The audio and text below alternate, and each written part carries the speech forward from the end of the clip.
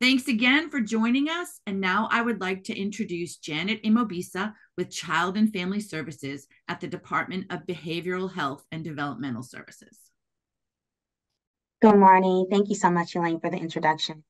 I am Janet Imobisa, and I'm the training coordinator for the Office of Child and Family Services. And I would like to welcome all of you to our Addressing Increasing Rates of Cannabis Use Disorders and Suicide Among Transitional Age Youth. On behalf of the office, I'd like to extend a warm welcome and thank you in advance for your active participation. This training is thoughtfully crafted to empower medical professionals, licensed and license-eligible clinicians, and others working with this population with a profound understanding of the epidemiology of regular marijuana use, cannabis use disorders, and their correlations with suicidal behaviors among transitional age youth. In today's society, these issues have surged in prevalence, demanding a nuanced understanding, assessment, and intervention approach. So within today's training, you will embark on a journey to acquire the knowledge and skills necessary to navigate this intricate landscape. As such, our goal is to enhance your ability to support and treat young individuals effectively, armed with insights that can make a meaningful and lasting impact. And to guide us along that journey is our speaker, Dr. Leah Floyd.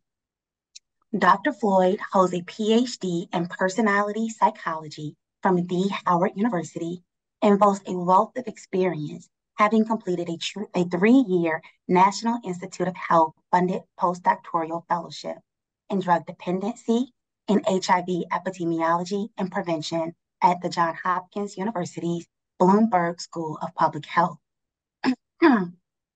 She has over 20 years of research and teaching experience, which includes serving as a research and teaching faculty in the VCU School of Medicine and Department of Psychology at Norfolk State University. With a research focus on preventing substance use disorders and addressing negative health outcomes associated with substance use among young individuals, Dr. Floyd established the Stress, Mental Health, and Addiction Research Team. The goal of this initiative is to prevent substance use disorders and improve mental health in transitional age youth. Subsequently, in 2022, Dr. Floyd expanded her work by founding Spruce Holly Consulting, a minority-owned research, implementation, and evaluation organization dedicated to developing and evaluating mental health and substance use interventions, while also informing and shaping the cultivation of public health policy.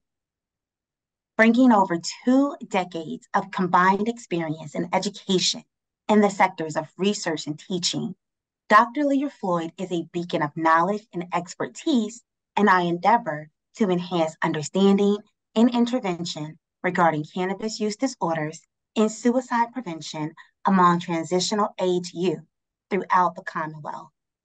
So together, let us warmly welcome Dr. Floyd as our guide through this imperative and timely training initiative.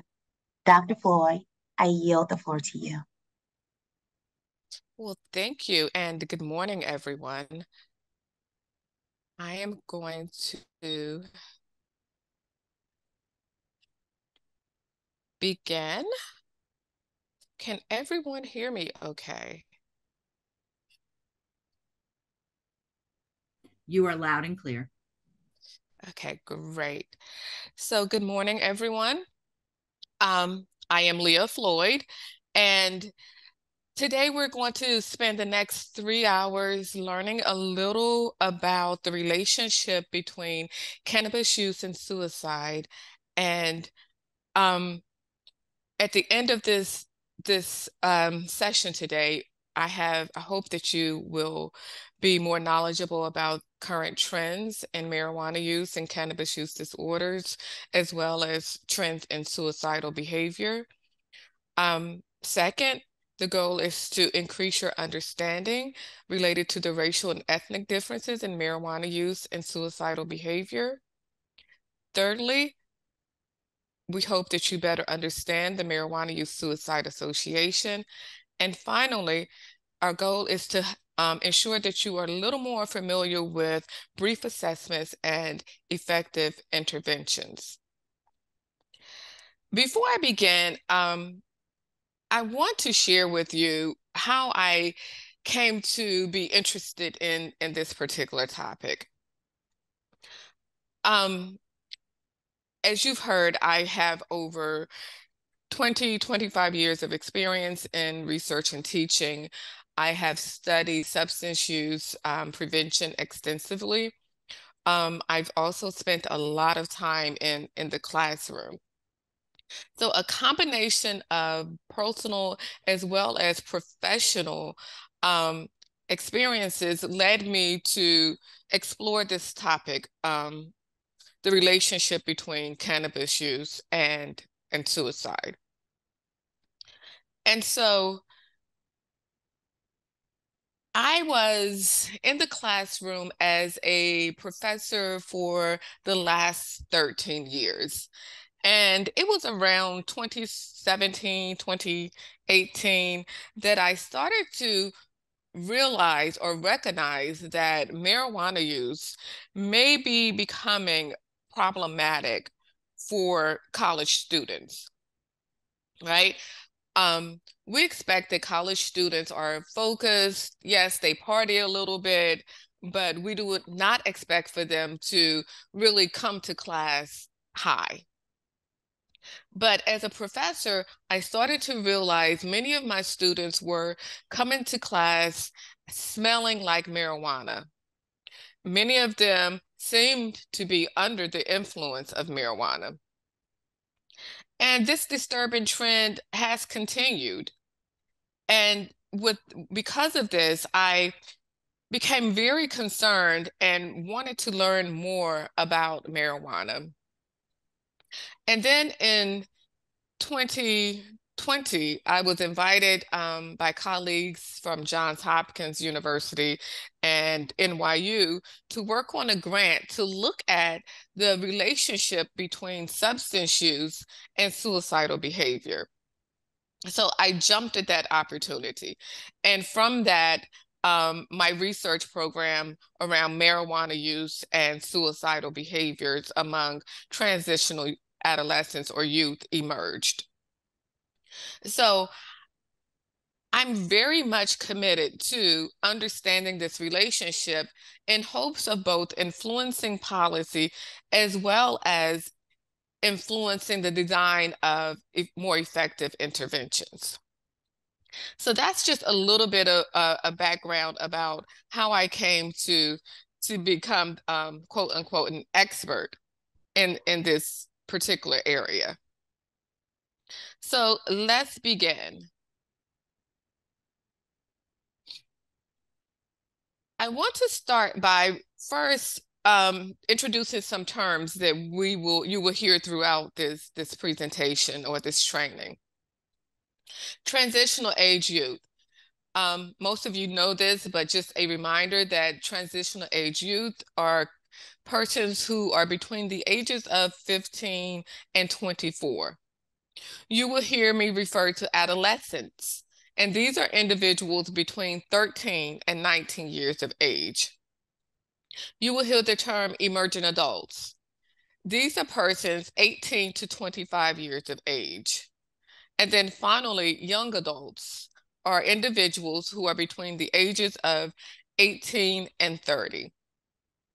So when I talk about adolescents and emerging adults, these can really be lumped together and are really considered transitional aged youth. Okay, so I'm going to assume that you guys have not seen anything. So again, these are the learning outcomes, which will be included in that handout that will be shared at the end. And then here are the terms that I briefly defined for you. So let's jump into the presentation. So we will begin by first talking about the epidemiology of cannabis/marijuana use.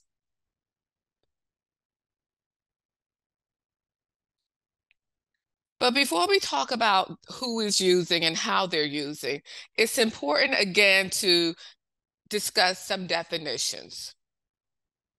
Oftentimes we use the terms cannabis and marijuana interchangeably. And yes, I will do so throughout this presentation. However, it's important to understand that the terms do not mean exactly the same thing. They are not synonymous. Cannabis refers to all products derived from the plant Cannabis sativa. The cannabis plant contains approximately 540 different chemicals or chemical compounds.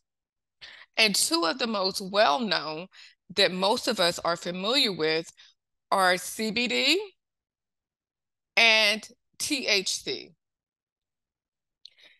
THC is the psychoactive ingredient in cannabis that is responsible for giving us that feeling of euphoria, feelings of relaxation, that high, right?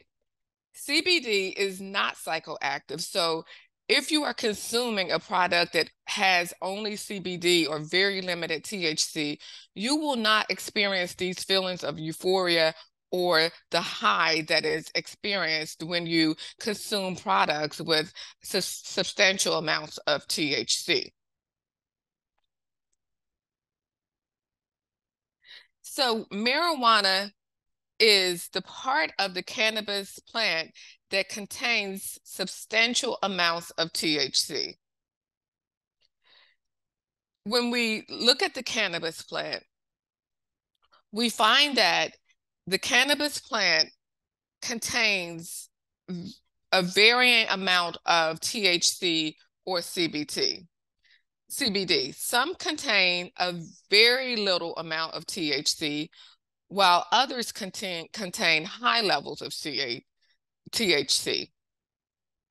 So plants that contain low levels of THC are referred to as hemp,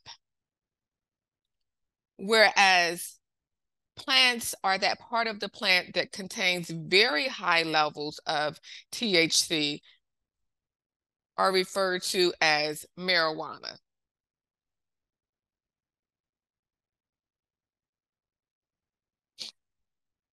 So presently in the United States, marijuana use, cannabis use is widespread. As of April 2023, 38 states, 4 territories, and the District of Columbia had legalized cannabis products for medical purposes. 22 states, 2 territories, and the District of Columbia had legalized marijuana for non-medical use. We often refer to this as recreational use. But what's important to note is that the federal government continues to consider the possession or distribution of marijuana as a crime. Marijuana or cannabis is still considered to be a Schedule I substance. A Schedule I substance is anything that has a high potential for dependency and no acceptable medical use. So although many states have said it's okay to use marijuana or cannabis products, at the federal level, it is still considered a federal offense.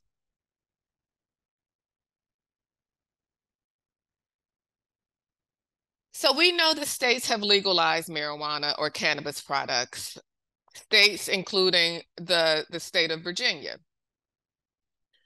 However, as I noted previously, there is no approved medical use for the cannabis plant. The FDA has not approved the cannabis plant for any medical use. But the FDA has approved several drugs that contain individual cannabinoids. Okay, so what does this mean? This essentially means that pharmaceutical companies have identified certain components or chemical compounds in the cannabis plant that may be helpful for very specific medical conditions. Medical conditions including things such as very rare seizures that is associated with rare forms of epilepsy, medicines to treat nausea associated with chemotherapy, as well as medicines to treat loss of appetite and weight loss associated with HIV/AIDS. So again, the cannabis plant itself is not legal and has not been approved for medical use, but certain compounds extracted from the cannabis plant is now included in medications that are used to treat very specific conditions. So given that there is increased acceptance of cannabis use, we know that cannabis use is widespread, right? Everyone from various walks of life are using cannabis. They're using cannabis in various forms. They are using cannabis that contains different levels of THC and CBD. When we talk about how cannabis is being used, we know that cannabis is typically has been smoked, but now individuals are infusing it in foods and drinks. So we have what is referred to as edibles, which many of you may be familiar with. Gummies can be purchased. Brownies are often made. Desserts are often made and infused with marijuana or cannabis. We know that cannabis is also being vaped. We know that cannabis is also being distributed in a variety of different places, including state-regulated dispensaries. Cannabis can also be purchased over the internet. You can actually go online and order gummies or products containing various levels of THC. Cannabis or marijuana is still being distributed in the underground market by, drug dealers, for lack of a better word. These are individuals who do not have a license to distribute, but they're still engaged in providing marijuana to individuals, which would be probably, which is illegal, because typically in states where the distribution of cannabis is legal, it requires a license. So again, there are very different ways in which people are consuming cannabis. Cannabis varies in the levels of THC and CBD. And we know that people from all walks of life are consuming cannabis. It has grown in popularity as the dangers associated with cannabis, or the perceived dangers associated with cannabis use, has decreased. If I were to ask you the question, how many of you use cannabis in some form or fashion, whether it's a gummy, whether it's smoking a joint or a blunt, I would bet that approximately 75% of the people in this group would probably say they have used cannabis in the past year. But I won't ask that question, right? And if you have not used cannabis, I'm sure that 100% of us know someone who has, given the social acceptability of this drug.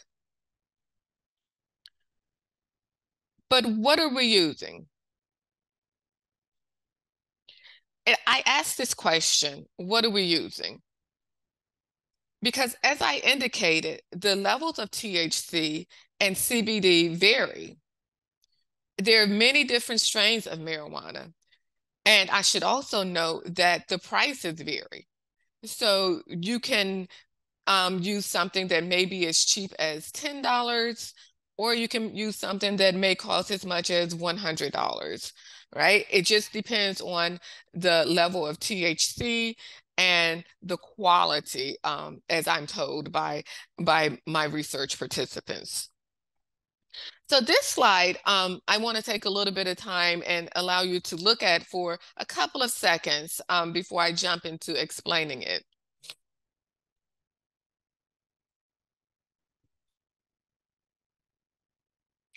So this slide is actually a depiction of the levels of THC and the levels of CBD in cannabis that has been seized by the DEA, the Drug Enforcement Agency in the United States, between 1995 and 2019.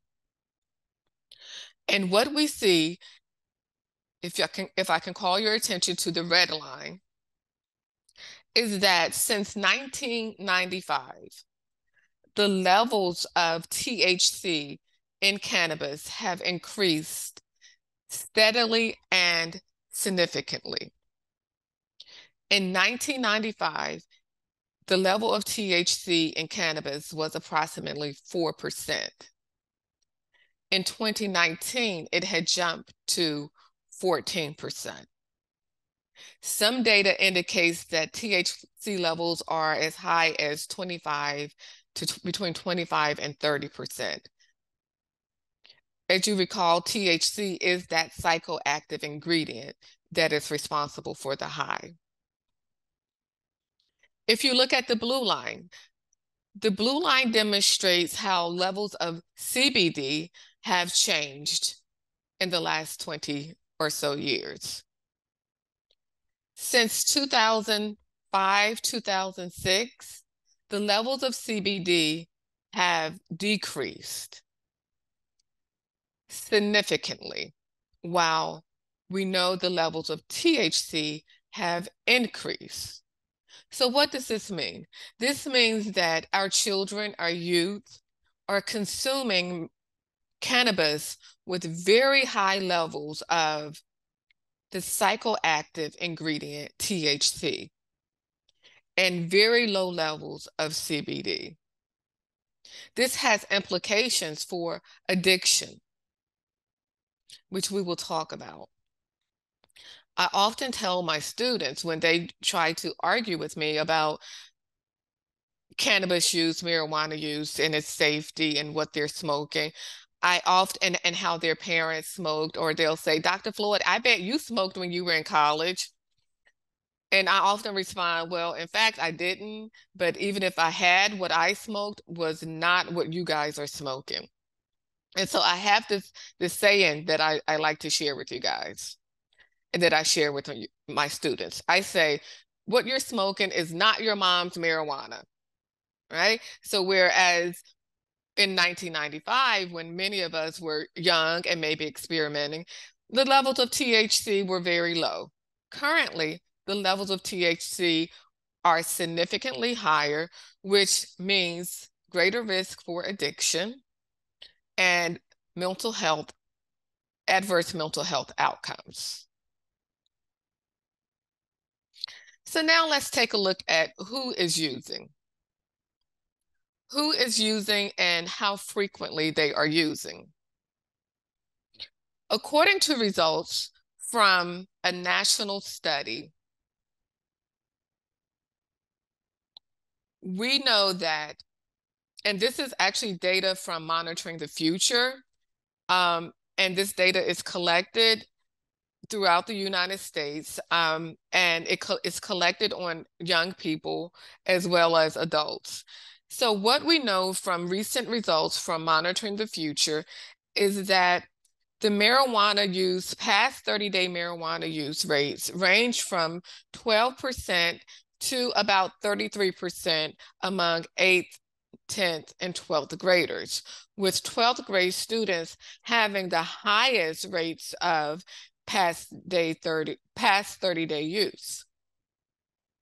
If we look at daily marijuana use, we see that daily marijuana use among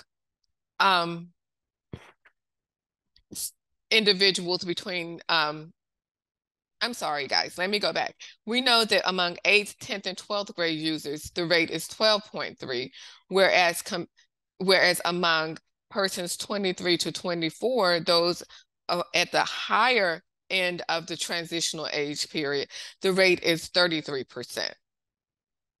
If we look at daily use, we see similar trends with rates of daily use being lowest among high school students and highest among individuals 23 to 24 years of age. What's very concerning is that approximately 14% of 23 to 24-year-olds are using marijuana every day. 5% of 19 to 22-year-olds, these are our college students, and 3% of our high school students are using or consuming cannabis every day.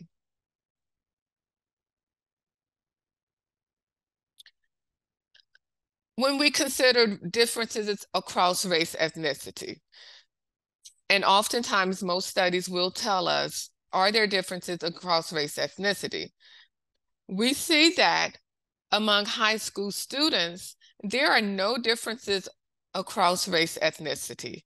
African Americans, white students, and Hispanic students tend to use daily marijuana at similar rates. For African Americans, which is this orange bar, we see that it is about 6%, 5.6% for white high school students, and 5% for Hispanic students. However, differences across race, ethnicity are apparent when we talk about marijuana use among individuals between 18 and 25. And again, recall that transitional age youth range from 15 to 24. What data tells us is that marijuana use tends to reach its highest peak between the ages of 18 and 25. We also know that marijuana use in the past 30 days was reported by 29% of young adults, with the highest levels of use being reported among persons between the ages of 23 and 24. Persons between the ages of 23 and 24, 30-day marijuana use rate is approximately 33%. Daily marijuana use. Daily marijuana use is reported by 11% of young adults, with the highest rates being with the highest rates occurring for those individuals between the ages of 23 and 24. And this rate is approximately 14%.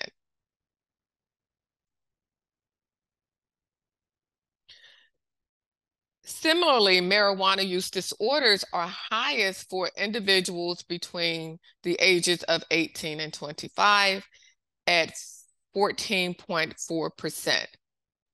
So whereas all adults or individuals 12 years of age and older, the rate is about 6%. For persons 18 to 25, the rate is 14%. So again, 18 to 25 seems to be the period during which marijuana use peaks, and we began to see differences across race, ethnicity. So differences across race and ethnicity have historically really not differed, or when they differed, it was that white adolescents were using marijuana at higher rates than African American students. But recently, this trend has changed. And what we're now seeing is that marijuana use is higher among African American 8th grade students compared to their white counterparts. Among persons 18 to 25 years of age, African Americans have higher odds of weekly and monthly marijuana use.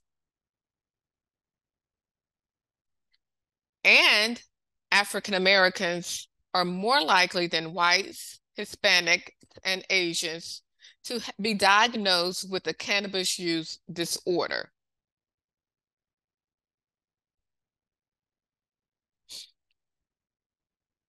So a cannabis use disorder, how do we define a cannabis use disorder? A cannabis use disorder is basically a diagnosis that is made using the DSM-5. The DSM-5 is the Bible for clinicians, for psychiatrists, clinical psychologists, those who are in the business of diagnosing psychological and emotional disorders.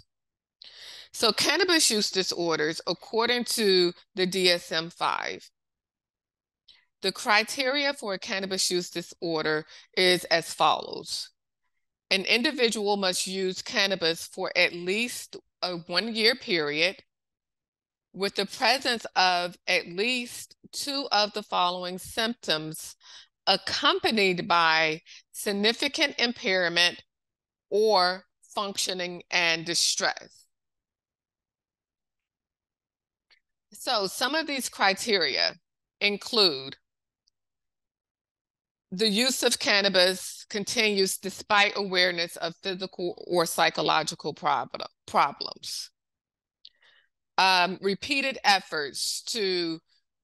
failed efforts to discontinue or reduce the amount of cannabis that is used. Cannabis use in the context of potentially dangerous activities such as operating a vehicle, driving under the influence of cannabis. So again, in order to be diagnosed with the cannabis use disorder, individuals must report using for 1 year and 2 additional symptoms that are accompanied by impairment of functioning and or distress. So as a clinician or as a primary care physician, if you're a clinician, a psychiatrist, or a clinical psychologist, you probably would use the DSM-5 to diagnose a cannabis use disorder. But if you're a clinician or someone who has very limited experience in diagnosing, you probably don't have the skills or the time. For example, if you're a primary care physician who is seeing an adolescent and you suspect some issues around marijuana use, you probably won't use the DSM-5 to diagnose, right? It may not be appropriate. It may be too time consuming. In addition, when we talk about using the DSM-5 to diagnose a cannabis use disorder, my concern is that by the time that we want to catch adolescents before they develop a cannabis use disorder. So it is my opinion that, and I'm not a clinician or a psychiatrist, but as an individual who works with youth, an individual who serves youth in various capacities, for individuals who may be primary care physicians or general practitioners, we probably want to use an instrument that is a little less detailed, and we probably want to use something that would at least flag some concerns about marijuana use before our youth actually develop cannabis use disorders. But I thought it was important to just simply share with you how cannabis use disorders are defined by the DSM-5. So if you are not a clinician, a psychiatrist, a clinical psychologist, I want you to think a little bit about what you would consider to be warning signs, what you would consider to be indicators that maybe an intervention is needed, or maybe you need to have a conversation with the youth that you are serving. So what would some of the potential warning signs be in your opinion, in your experience? And maybe you could just type this in the chat so we can get a sense of what individuals are thinking.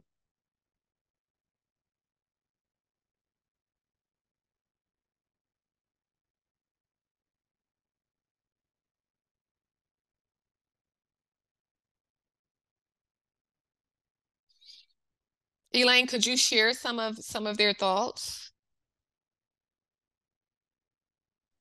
All right. So what we're seeing is needing marijuana to sleep or eat, amotivational syndrome, lack of motivation, failed efforts to cut back or quit, increased appetite, poor functioning, interpersonal issues, using marijuana to cope with anxiety, attending work or school high.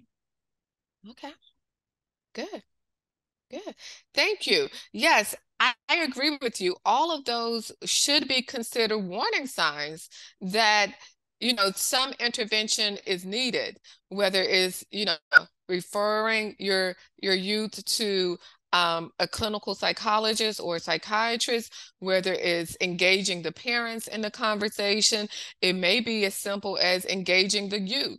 So yeah, changes in mood, appearing to be high, sudden changes in grades, changes in and their friends. Are they no longer engaged in pro-social activities, as well as signs of daily marijuana use, and as many of you mentioned, lack of motivation. So very good. And I argue that while yes, the DSM-5 is important to use for those of us who are trained to use it, if we're not trained to use it, there are signs that we can look for and act upon once we see these signs, especially for adolescents, because again, we don't want our youth to progress to cannabis use disorders. We want to catch them early. So with that being said, now is the fun part. I've introduced to you some of the trends in marijuana use, so I want to see how much you remember. So I've created a poll for each of you, and I hope each of you will participate in it.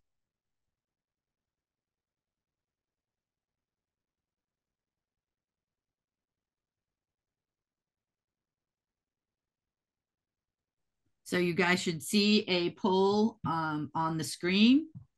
Go ahead and submit your answers.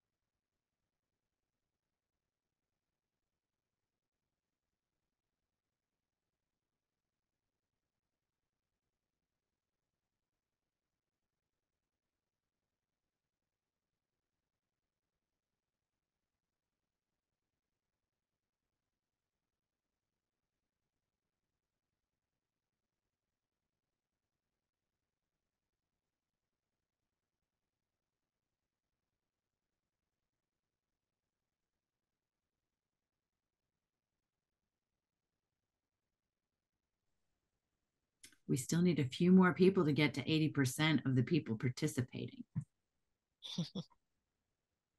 Okay, guys, we're waiting for you. The poll seems to be a different one than what's on the screen. Oh, seriously? Well, thank you for speaking up. Here we go.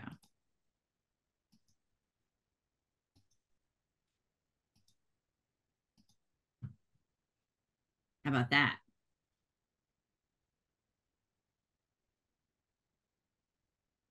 And thank you to whoever it was that spoke up.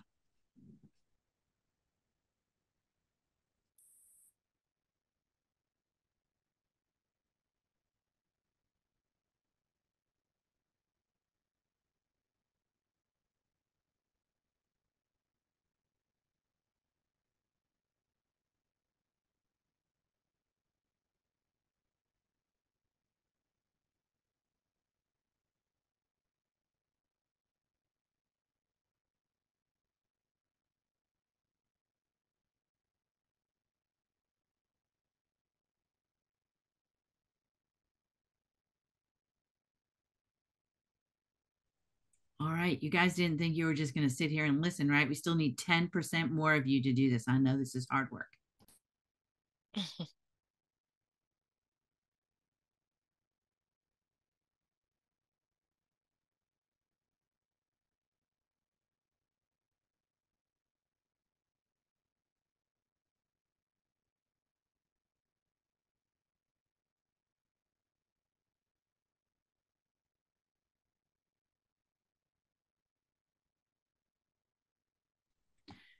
All right, I'm going to end the poll.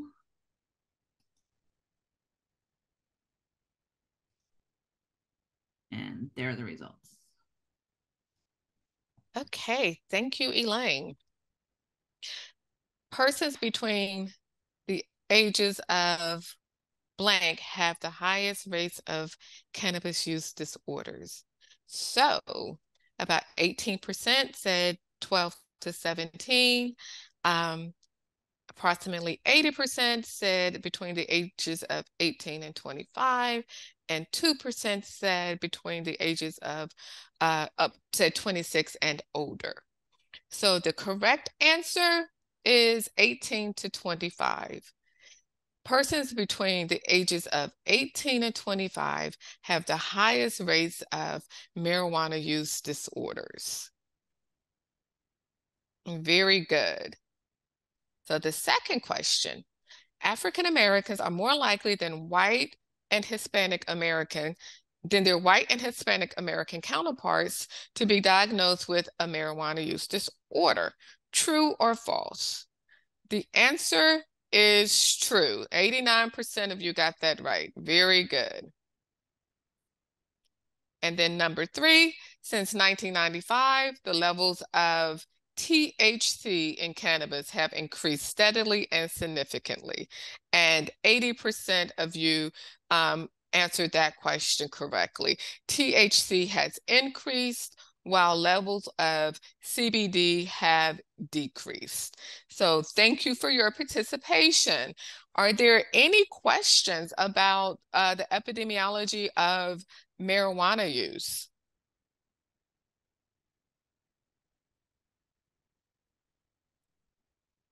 Any questions or comments before we move on? So I hear some of the answers from the poll. What type of study was this that you're able to get those answers, like those rates? This was data from national studies. So national studies including Monitoring the Future. CBD and THC. I'm sorry, you were breaking up. Oh, Could you repeat? No. I think you were freezing, but no. That's all I wanted to know. You answered the question. I appreciate it. Yeah, so this data is national data from Monitoring the Future, from SAMHSA, also data from government websites, specifically the data regarding the increases and decreases in THC is data that was collected by the federal government, and that particular chart can be found on the National Institute of Drug Abuse website.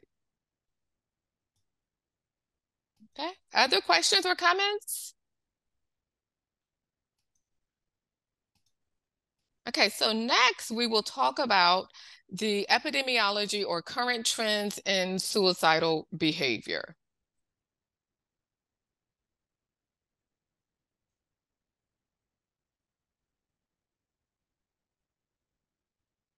Well, we begin by, again, going over some definitions so that we're all on the same page. So you guys should take a few minutes to just look over or read these definitions.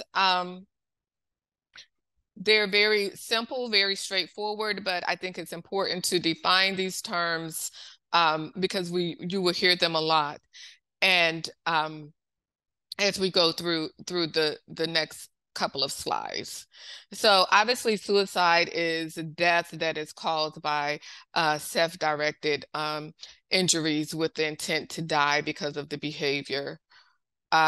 We talk about suicide attempts, and this is actually when you engage in a potentially dangerous or injurious behavior with the intent to die, but you do not die.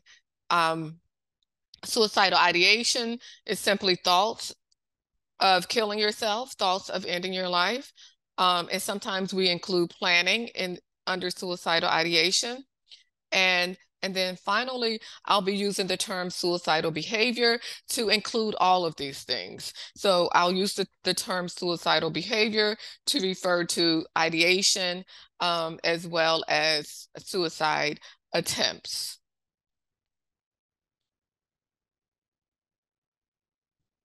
So globally, suicide is the second leading cause of death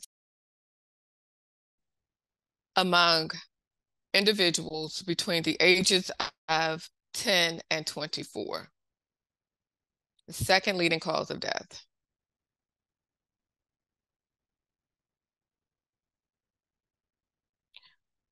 When we talk about suicide, many people will say, well, what causes suicide? What factors contribute to suicide? Many people who hear of a loved one or acquaintance who has died by suicide will say, well, I missed the signs. I didn't know that person was depressed. Oftentimes that's the response. But suicide is a very complex behavior. It is a very complex phenomenon. And there is no one cause when individuals attempt suicide or die by suicide. There are factors from across multiple levels that influence or interact together to influence suicidal behavior. Some of these factors include genetics, right? Currently, there is ongoing research to identify biological or organic factors that contribute to suicidal behavior. And one gene variant has been identified. The FKP5 gene variant has been associated with suicidal behavior, as well as having a family history of suicide. Individuals who engage in suicide in suicidal behavior tend to have a history of someone in their family either attempting or successfully completing suicide. Early life adversity, such as child abuse, has also been associated with suicidal behavior. Individual level factors are associated with suicidal behavior, traits, states, as well as behaviors. So impulsivity, for example, the trait of impulsivity, depressed mood states, impaired problem solving, feelings of hopelessness, as well as substance use. Marijuana has been associated with suicidal behavior, in addition to alcohol, as well as the use of opioids. We have interpersonal factors, such as social isolation, During the COVID-19 pandemic, we heard a lot about social isolation, right? People being socially isolated and the negative impact this was having on health. Interpersonal violence is another risk factor for suicidal behavior.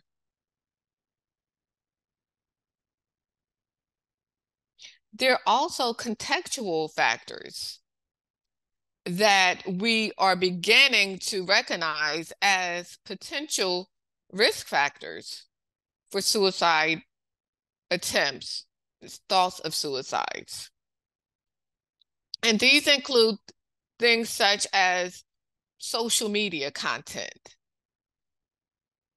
the lack of access to medical care, treatment, psychiatric care, things such as community violence, exposure to community violence. There was a study that was done by one of my colleagues who was at Johns Hopkins, and she found that exposure to community violence significantly increased suicidal behaviors among African-American young people. There is an emerging literature on the effects of racism and discrimination on suicidal behavior. Some of the specific examples would be how the current exposure to racially motivated police shootings may impact mental health and suicidal behavior. So again, suicide is a very complex phenomenon, and we cannot or have not been able to narrow down one specific cause. But there are factors that span different levels that we know are related to an increase in suicidal behavior. And a combination of these factors are likely what eventually results in suicidal ideation or suicide attempts.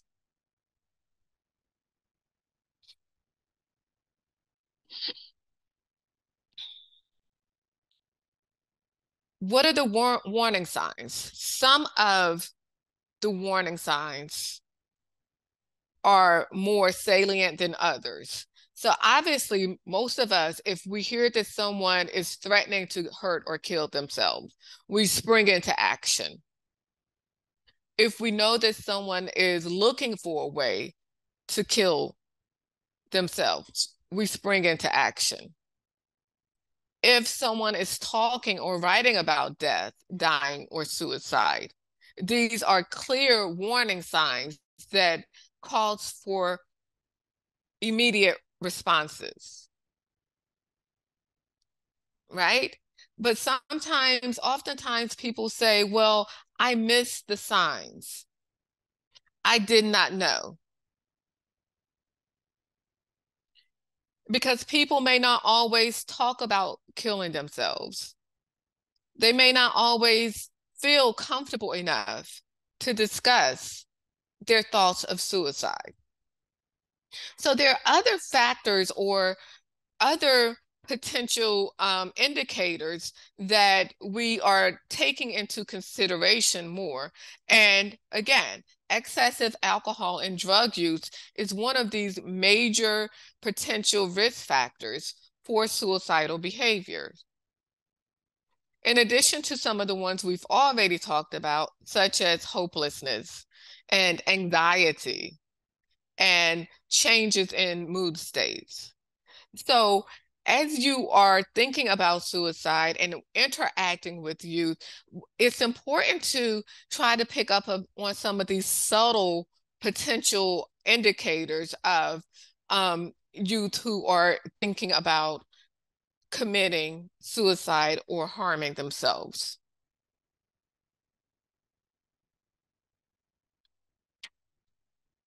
So now I want to share with you some more national data. This slide is actually a slide that I borrowed from SAMHSA, the Substance Abuse and Mental Health Service Administration. And this slide is a slide that demonstrates data that was recently collected on the suicidal behavior of youth between the ages of 12 and 17. Now, currently in the United States, youth between 12 and 17 years of age, approximately 13% report thoughts of suicide. So this data is demonstrated in this first set of bars. When youth between the ages of 12 and 17 across the United States were asked, have you thought about killing yourself, or have you had thoughts of suicide in the past year? Almost 13% indicated yes. When these youth were asked, had they devised a plan to commit suicide in the past year, approximately 6% responded yes. And that is this blue bar graph. And thirdly, when youth were asked, have you attempted suicide in the past year? Approximately 3.4% of these youth indicated yes. So this information is very useful. Knowing who or how many or what percentage have actually thought about, made plans, and attempted suicide is very useful. But what is also, in my opinion, useful is the information that is provided by the green bars. The green bars are individuals reporting or who chose not to report, who did not say yes, did not say no. They chose not to answer the question. And for me, these individuals are also individuals that we should be concerned about. Because for me, these individuals, some of these individuals may be people who have thought about it, or who made a plan, who attempted, but are too ashamed to report it because of stigma associated with suicide. And so I put forth this idea that the blue bars probably are much larger. The percentages are probably much greater if we could really understand or accurately assess this 9%, 7.4%, and 6% of individuals who chose not to answer. But nonetheless, this demonstrates that our youth, our young people between 12 and 17 are struggling with suicidal behavior. Now this slide depicts serious thoughts of suicide, making a plan for suicide, and attempted suicide among adults aged 18 and older. And this report was published in 2022 using data that was collected in 2021. And so what this report again does is provide us with information about the percentage of individuals who had thoughts about suicide, which is the first set of bars. And it's broken down by age groups. The first dark blue bar is 18 or older. So this is all the people in the sample. Among individuals 18 and older, about 5% reported that they had thoughts of suicide in the past year. When we look at it across specific age groups, 18 to 25-year-olds, represented by the green bar, 18 to 25-year-olds have the highest rates of thoughts of suicide.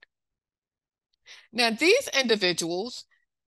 among these individuals, 13% indicated that they thought about killing themselves in the past year. This is compared to 4.8% of the overall sample. If we look at those individuals who made plans for suicide, we see again that persons between the ages of 18 to 25 have the highest rates of planning a suicide attempt. 5% of these individuals reported that they made a plan to kill themselves in the past year. And finally, attempted suicides. 2.7 or almost 3% of persons between the ages of 18 to 25 indicated that they attempted suicide in the past year. So similar to rates of marijuana use and cannabis use disorders, these individuals, 18 to 25, some fall within that transitional youth group, these individuals are at highest risk for suicidal behavior. So our older transitional age youth are a very high risk group for suicidal behavior.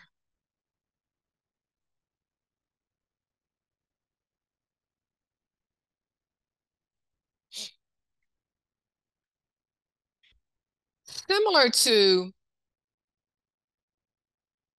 trends in marijuana use and cannabis use disorders, we see that there are also differences in suicidal behaviors and across race ethnicity. Recent national data, again, indicates that rates of suicide have increased among racial ethnic minorities. African Americans, Hispanic youth, both experienced increased rates of suicidal behavior. And let me just pause for a moment to say that I'm presenting data primarily on African American, Hispanic, and white youth. And this is because most studies include these particular groups. But it is important to note that in the United States, Native Americans or American Indians have the highest rates of suicide. But unfortunately, oftentimes studies do not include these individuals, or there's not enough data collected for a variety of reasons to include them in reports. So that's just a sidebar. So again, when I'm talking about racial ethnic minorities in this particular presentation, I'm primarily focusing on the three that are commonly reported on, and which include African Americans, Hispanic Americans, and European or white Americans. So again, we have seen increases in suicidal behavior across racial ethnic groups. But what is interesting is that for the most part, among white youth, adolescents, transitional age youth, the rates of suicidal behavior have remained stable. And in some cases, we've seen some slight decreases. But first, I want to talk to you a little bit about a report that was commissioned by the Congressional Black Caucus. And essentially, this group commissioned researchers from various universities to conduct a study to collect information on suicide among African American youth. And one of the major findings from this study was that between 2013 and 2019, the rate of suicide, the suicide rate among Black persons 15 to 24 years of age, that is transitional age youth, rose by 47% for males and 59% for females. In a more recent study, that can be found on CDC's website, it was reported that during 2018 and 2020, between 2018 and 2021, the suicide rates among Black persons between 10 and 24 years of age increased from 8.2 to 11.2%. This was a 36.6% increase. So we are seeing disturbing trends in suicidal behavior among ethnic minority youth, and particularly among African American youth, that is causing researchers and clinicians to sound the alarm.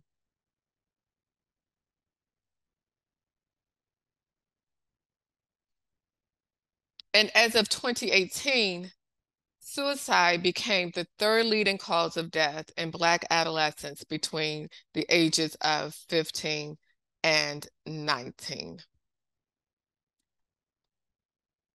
So not only is suicide rates increasing, we're also finding that suicide attempts are increasing, and there are differences across racial and ethnic groups.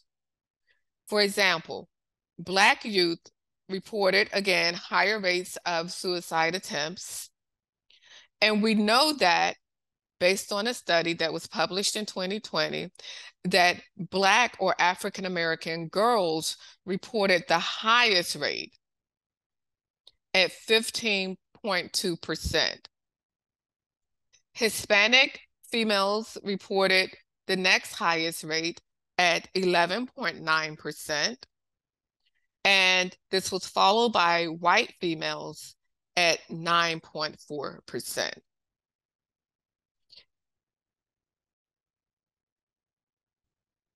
Questions or comments before we jump into our next quiz to see if you guys were paying attention? You did sorry, Dr. Floyd, you did have a question about what is the #1 leading cause of death for the age group. You were talking earlier about what was #2, but what's #1? Unintentional accidents. Accidents.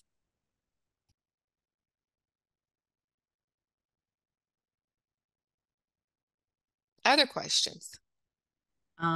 We have historically, AA have had lower rates of cannabis use and suicide compared to whites. What do you think accounts for this unfortunate increase among Blacks? Oh, okay. That's a very tough question. So let's first talk about increases in cannabis use. So yes, you are absolutely right. Historically, African American youth have had lower rates of marijuana use.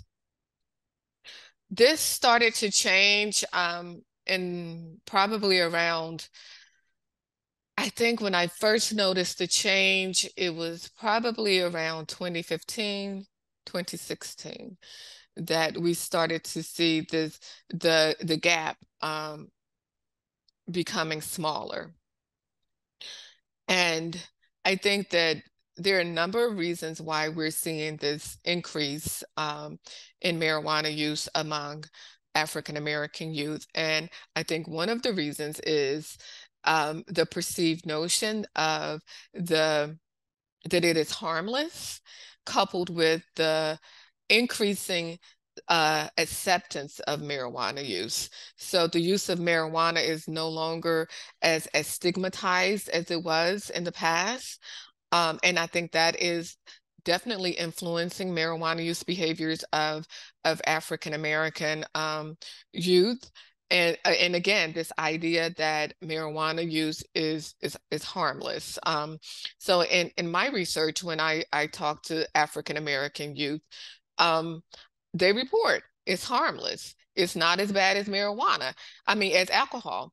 They report also that it helps them to relax. It takes away the stress. So to answer your question, I think that there are multiple factors, including the perceived harmlessness of the drug, the social acceptability, increased social acceptability of the drug.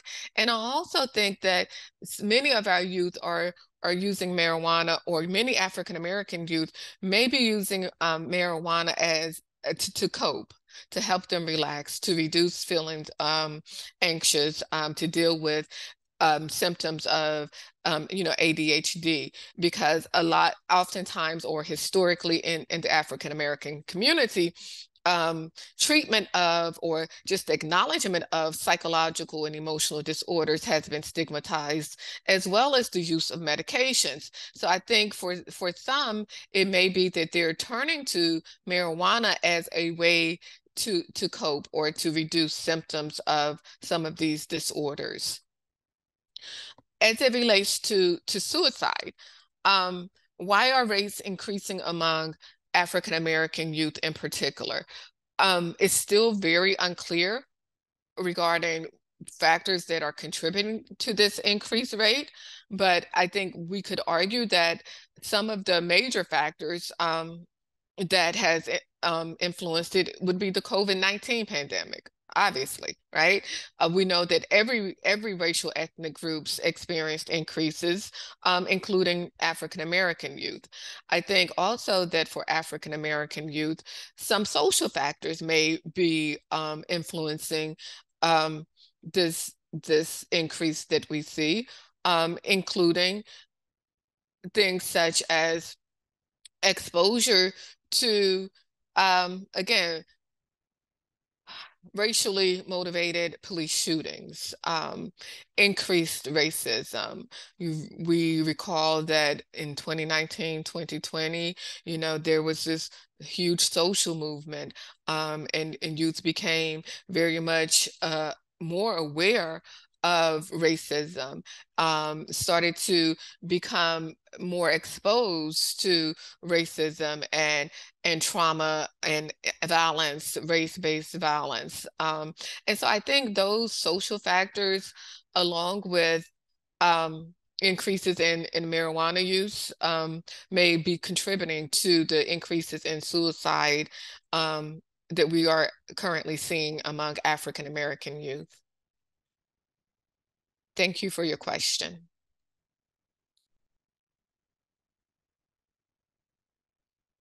Any other questions? Okay, back to you, Elaine. Now for the quiz. I'm gonna launch the correct one this time.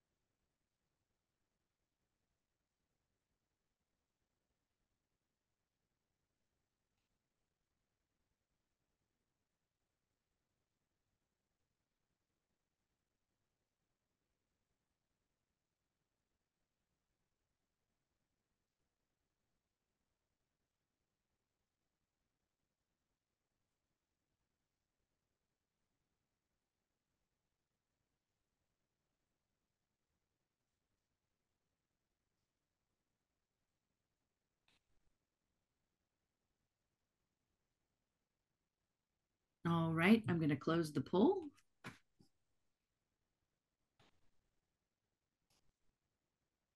And share the results. Okay, thank you. So what do we have here? We have a response rate of about 84%. Awesome.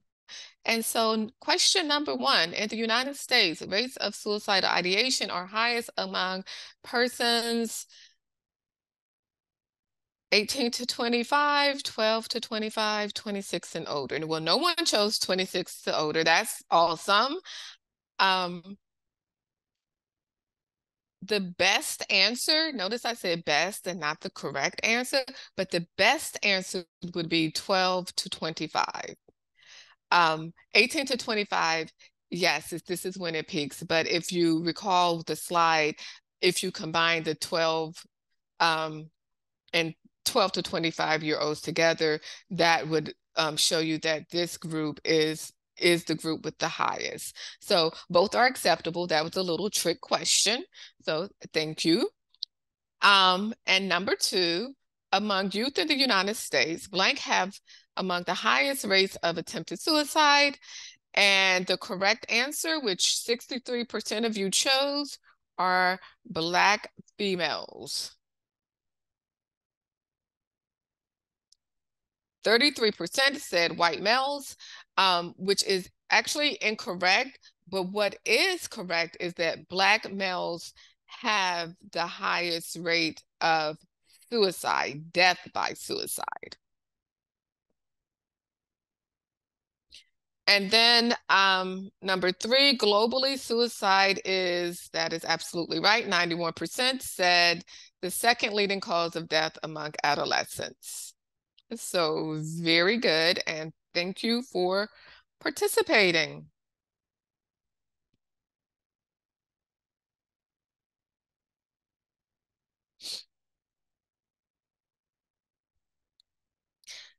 And now we're going to switch gears and look at some of the potential pathways by which suicide and marijuana use are related.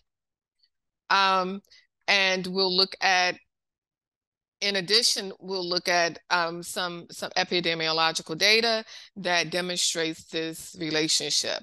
So let's start with the epidemiological data that demonstrates this relationship. So this slide is the results from a study that was published in 2023 in the Journal of Frontiers in Psychiatry.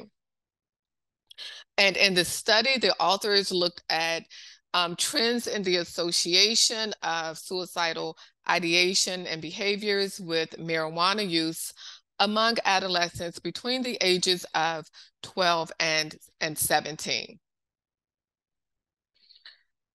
So this slide actually demonstrates, just a quick overview, this slide demonstrates that there is a relationship between marijuana use and suicidal behavior.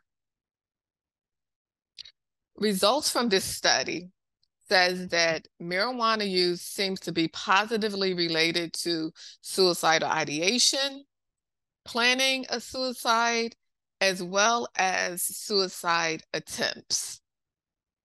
So let's look at the first set of bars. And the first set of bars actually report on the relationship between thoughts of suicide and marijuana use. The blue bar represents those who reported no marijuana use. The orange bar represents individuals who reported using marijuana, but their marijuana use was not weekly. And the gray bars represent individuals who reported weekly marijuana use. That is 52 days or more of marijuana use. So if we look at this first set of bars, what we see is that individuals who reported non-weekly marijuana use, they use it, but they don't use weekly, had higher rates of thoughts of suicide compared to individuals who did not use marijuana. Okay, does everyone see that? So the blue bar is those who do not, the orange bar is those who report marijuana use, but it's not weekly use. We also see that individuals who report weekly marijuana use have higher rates of suicidal thoughts than individuals who report no marijuana use. So approximately 50% of individuals who report no marijuana use reported thoughts of suicide, compared to approximately 71% of adolescents who reported weekly marijuana use. So again, these percentages are statistically significant in terms of their differences. So if we look at the second set of bars, we are considering planning plans for suicide. And again, we see that individuals who report weekly or non-weekly marijuana, weekly and non-weekly marijuana use were more likely to report thoughts of or plans for suicide compared to individuals who did not use marijuana. So for example, about 40% of individuals who did not use marijuana indicated that they planned a suicide attempt, compared to approximately 61% of youth who reported using marijuana weekly. The last set of bars indicate suicide attempts. And we see that 30% of individuals who did not use marijuana indicated that they had attempted suicide, compared to approximately 50% of youth who reported weekly marijuana use, and 41% of youth who reported non-weekly use of marijuana. So again, this slide demonstrates that individuals who use marijuana tend to report higher rates of thoughts of suicide, plans for suicide, as well as suicide attempts. And this is a sample of adolescents between the ages of 12 and 17 who were from throughout the United States.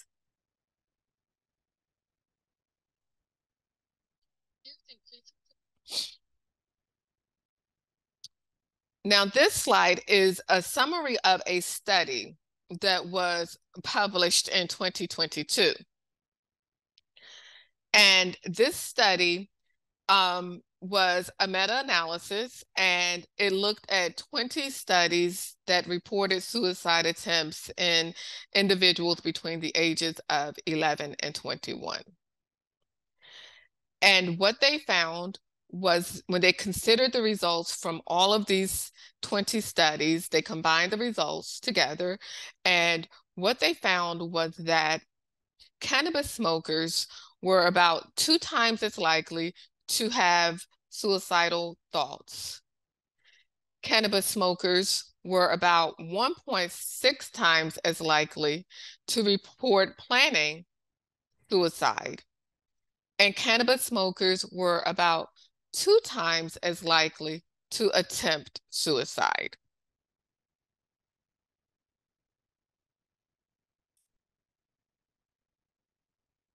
This is another example of a study that was conducted and published in 2004. And this study was a study that utilized data from the Australian Twin Registry. And essentially, the authors, Linsky and colleagues, were interested in looking at the relationship between early onset marijuana use and frequent marijuana use, and how it influenced suicidal behavior. So in this study, Linsky and colleagues found that the lifetime prevalence of suicidal ideation for those who use marijuana before the age of 17, which we consider to be early onset marijuana use, was 42%, compared to 31% for co-twins who had not initiated marijuana before the age of 17.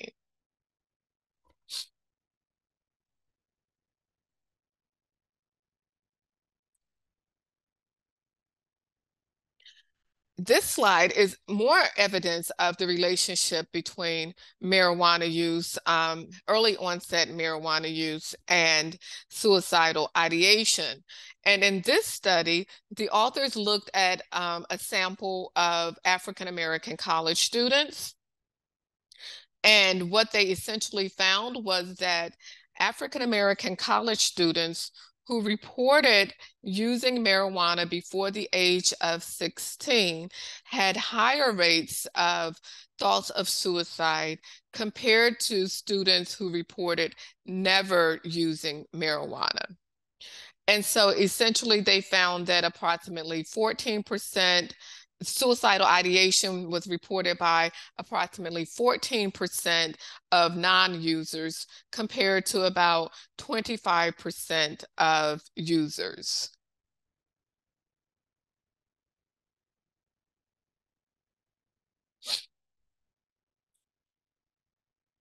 And while there are very few studies or limited information on racial and ethnic differences in the relationship between suicide and marijuana use, there has been a few studies that try to consider whether or not the strength of the relationship between marijuana use and suicidal behavior differed across racial and ethnic groups.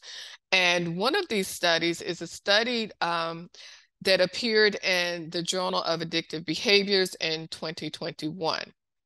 And what the authors found was that African-American adults reported higher odds of co-occurring suicidal ideation and cannabis use disorders compared to white adults.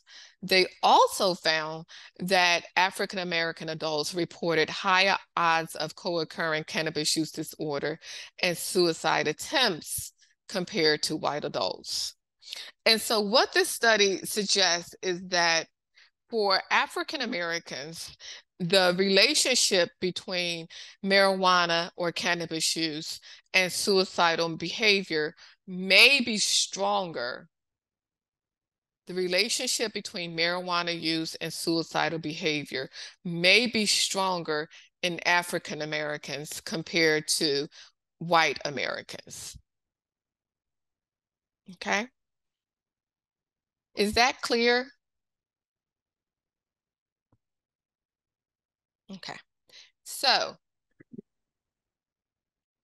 to summarize, when we examine the relationship between marijuana use and suicidal behavior, what we're finding is that there is sufficient evidence to suggest that marijuana use is related to suicidal behavior. That is suicide attempts, suicide thoughts, as well as planning suicides. It's important to note that we've also found evidence that different measures of marijuana use are associated with suicidal behavior.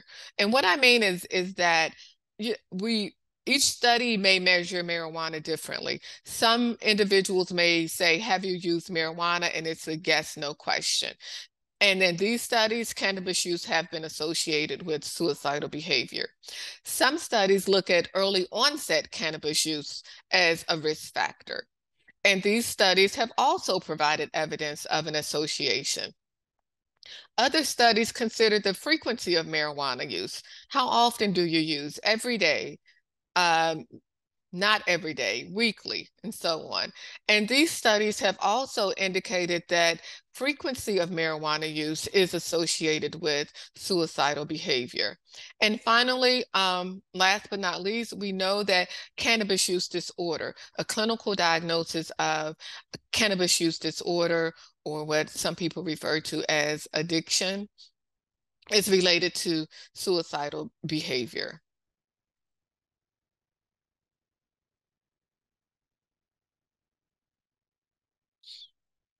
Now what I would like to do you guys need a break? Should we take a break here? I was planning for a break a little later, but I looked and it's 11:30. Do folks need a shake break? We have had some people wonder when the break was coming. Okay, so can we take a 5-minute break here? Is that okay with folks? Everybody good? Or should we take the 15-minute break? 5 minutes is fine. I'm good with 5. Okay, so let's do a short break, a 5-minute break, and save our 15-minute break. How's that?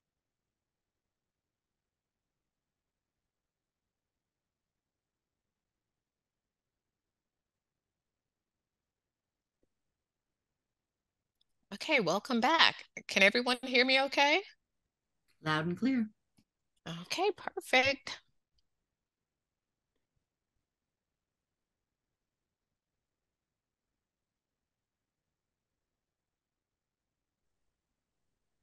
We can't see you, but we can hear you. Yes, thank you.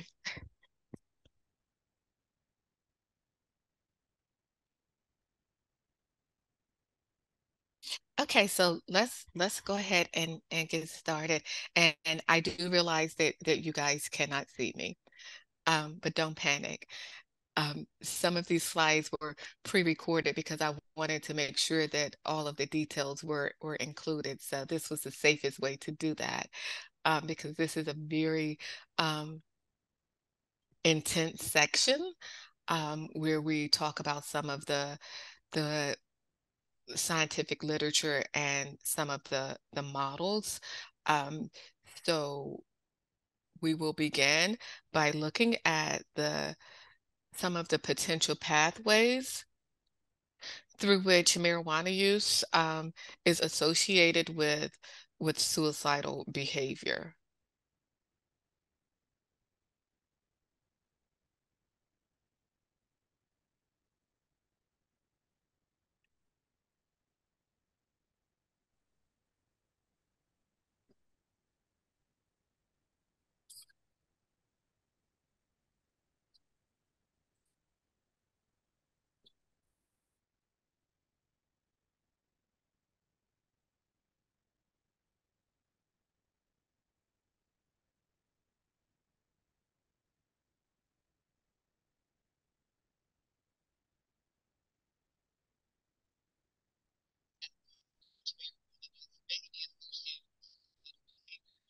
Involves an indirect link via depression and psychosis. THC, the psychoactive ingredient in marijuana, It needs to be louder. a neurotransmitter that helps to regulate mood and emotions. THC stimulates neurons in the reward system to release dopamine at levels higher than typically observed in response to natural rewarding stimuli. However, whereas acute THC causes increased dopamine release and neuron activity, long-term I can't use hear it. is associated with blunting of the dopamine system. Diminished dopaminergic neurons. Can everyone hear it? I heard someone say they can't hear it. The volume is very low. The volume is very low. You can barely hear it? Correct. Okay.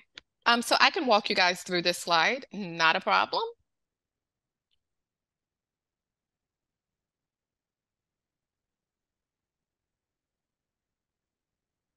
Not a problem at all. So again, the next couple of slides will explore some of the potential ways or pathways through which marijuana use is associated with suicidal behavior. And one of the plausible pathways through which marijuana use is associated with suicidal behavior involves an indirect link between depression and psychosis. So specifically, THC, which is the psychoactive ingredient in marijuana, alters dopamine, a neurotransmitter in the brain that helps to control mood as well as emotions. THC, when it enters the brain, it alters or it stimulates the reward system. And the reward system is very important because humans like to be rewarded, right? And so we like to feel happy. We like feelings of euphoria. And essentially we live for rewards. So THC stimulates the neurons in the reward system to release dopamine. And it releases dopamine at levels that are higher than the levels that are released from naturally stimulating stimuli. So, for example, a natural stimuli that releases dopamine would be things such as food, chocolate for many of us. But when THC enters and activates the release of dopamine is at much higher levels than that which occurs when it's a natural stimuli. But the problem with THC, well, one of the problems is that this is a short-term effect. But once individuals began to use marijuana or consume THC on a regular basis or long-term use of marijuana, actually blunts the dopamine system. And so what this means is that your brain is no longer releasing dopamine as it was prior to long-term use of marijuana or THC. Actually, the levels of dopamine drop. Okay. And so the diminished I'm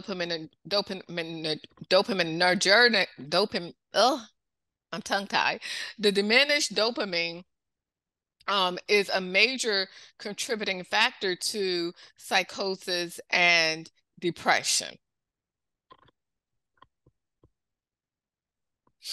And what we know is that psychosis and depression are two of the strongest risk factors for suicidal thoughts and suicide attempts.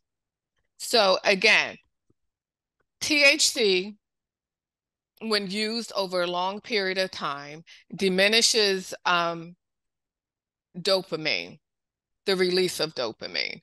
So your brain basically becomes out of whack. The release of neurotransmitters such as dopamine becomes diminished. So you're no longer getting the amounts of dopamine that you were getting prior to using THC. And so you're out of whack, meaning that, you may find it difficult to experience positive emotions and feelings of euphoria because now your levels of dopamine are much lower. And low levels of dopamine have been associated with psychosis as well as depression. And psychosis and depression, again, are two of the strongest predictors of suicidal behavior.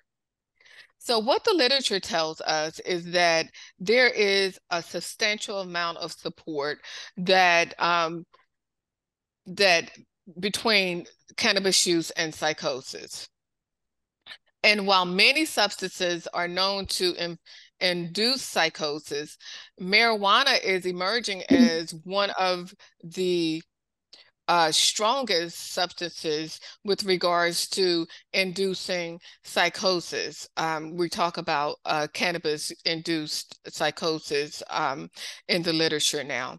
And epidemiological evidence supports this association between cannabis use and psychosis outcomes.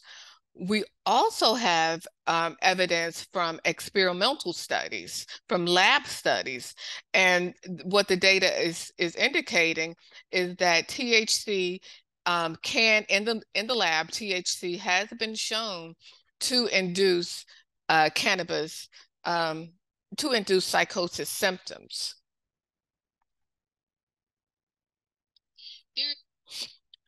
Marijuana-induced psychosis is associated with suicide attempts.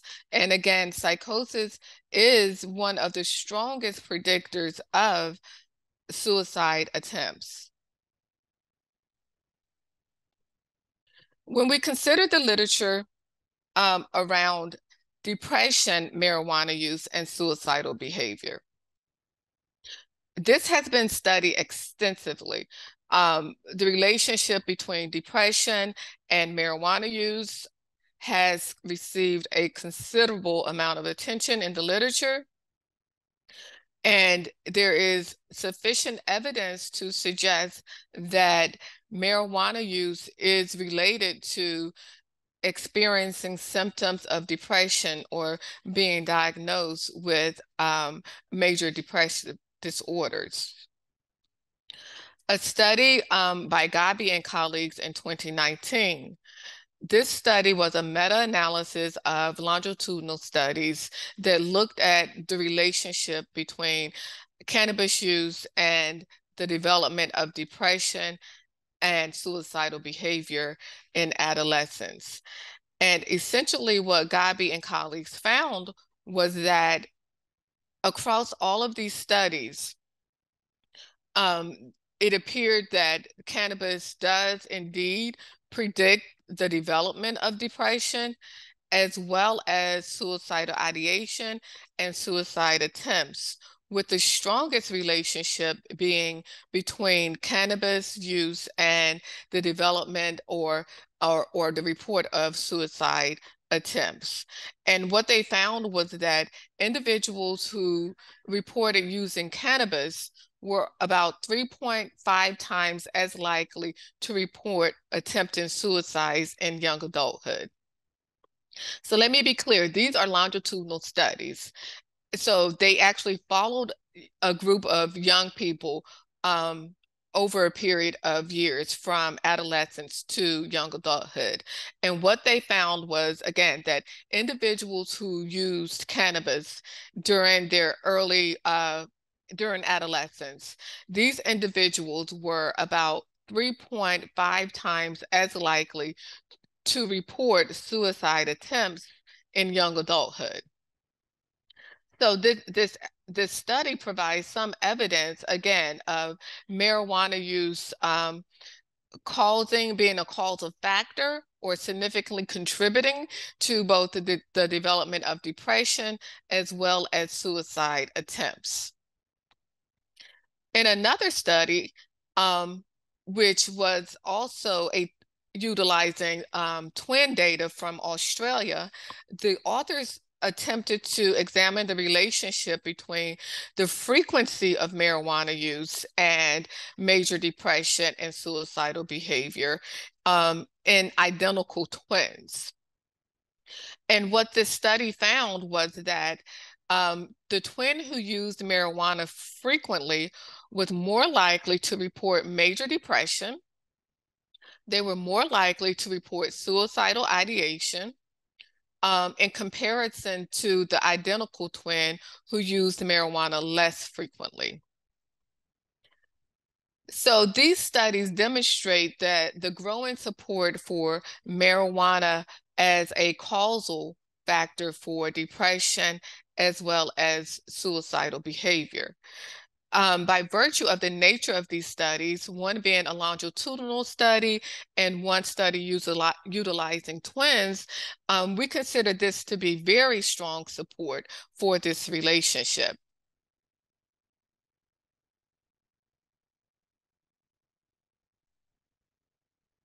I believe Gabi and colleagues summed it up best in their statement that reads, "The high prevalence of adolescents consuming cannabis generates a large number of young people who could develop depression and suicidality attributable to cannabis." Did you guys hear that statement? It was very low.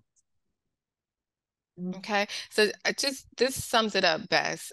So I think everybody should probably just take a moment to read this, because I think it's a very important statement, which is why I lifted it verbatim from the article.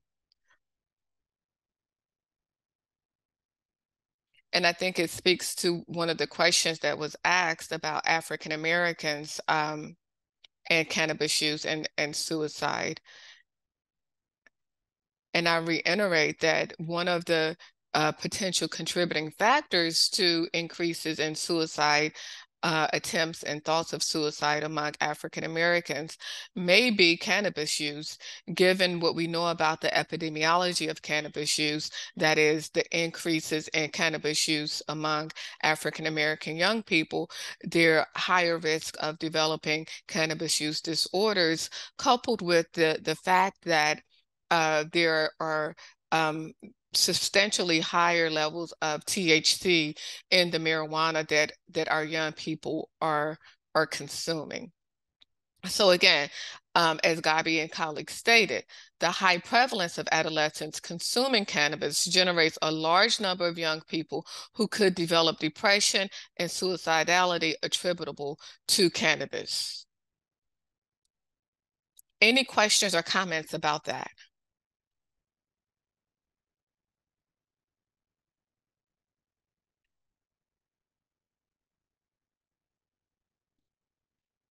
So next, I want to share with you some of the evidence that suggests that marijuana use also impacts neurocognitive functioning, which may in turn influence suicidal behavior.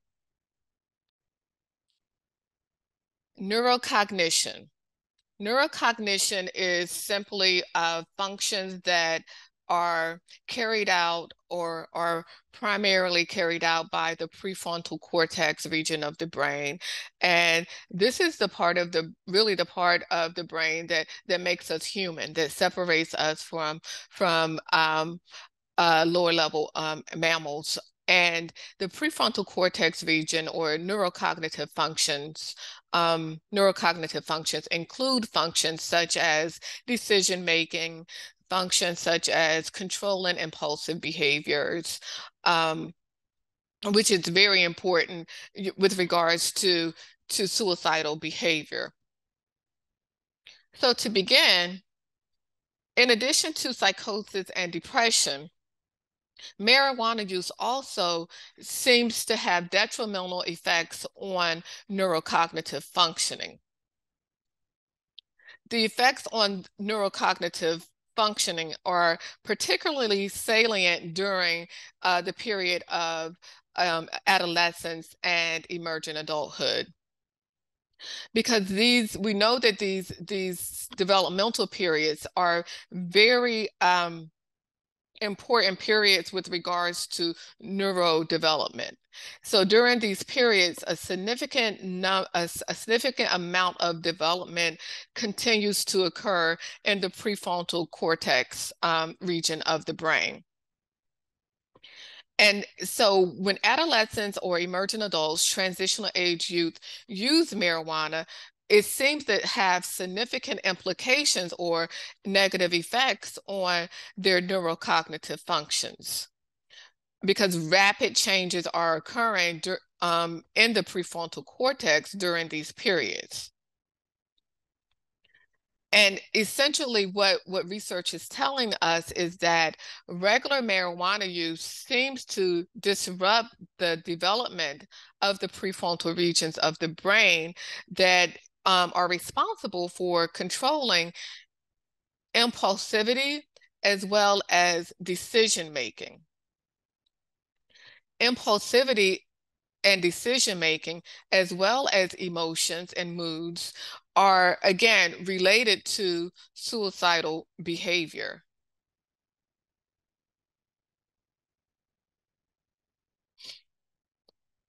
So there is a large amount of research that has focused specifically on the relationship or how marijuana impacts neurocognitive functionings, and more specifically, impulse control and decision making.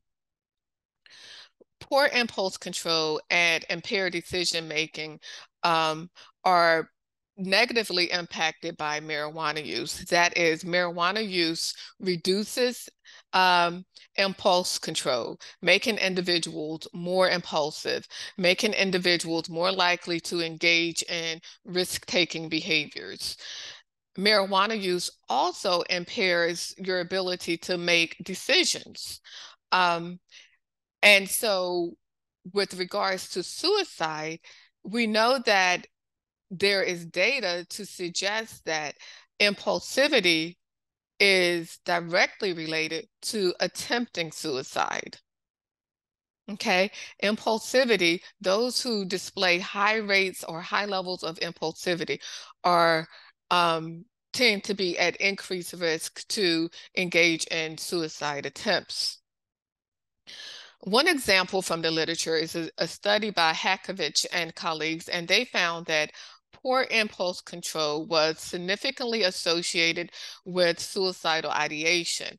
And this was after they took into consideration the influence of mood disorders such as depression, emotion dysregulation, anxiety, externalizing diagnoses such as ADHD, as well as demographic factors such as sex.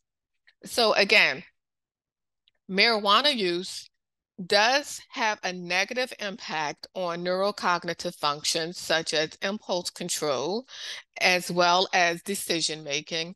And there is support for the relationship between poor impulse control and suicidal ideation, as well as suicide attempts. In addition, poor decision making has been identified as a potential risk factor for suicidal behavior as well. So what we currently know is that there is a relationship between marijuana use and suicidal behavior. We're still trying to figure out the strength of that relationship, but there is clear evidence of the relationship. Moreover, there is evidence that this relationship between marijuana use and suicidal behavior may be mediated by psychosis, by depression, as well as by impaired neurocognition. So the relationship between marijuana use and suicidal behavior may be indirect. That is, they may be related by virtue of marijuana's influence on psychosis, depression, and neurocognitive functioning. And in turn, the relationship between these neurocognitive functioning, depression and psychosis, and suicidal behavior.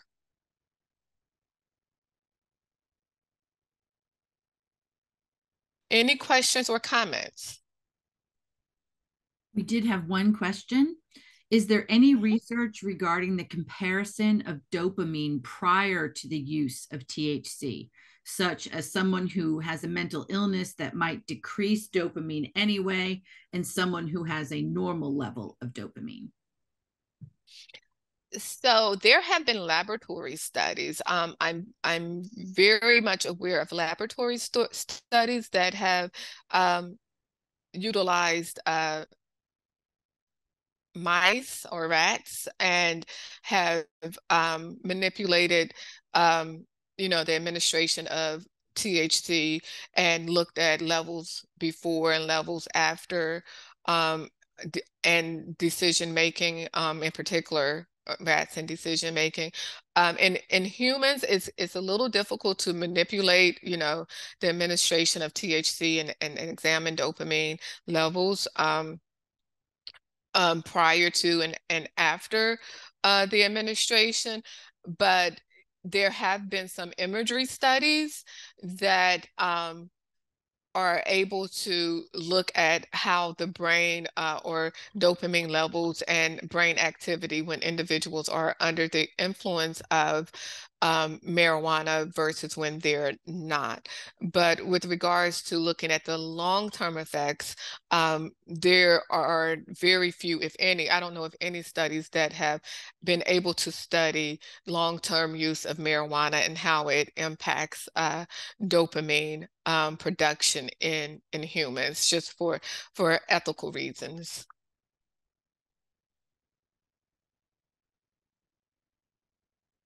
Other questions?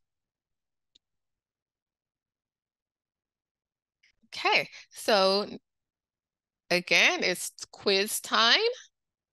Let's see how much you remember.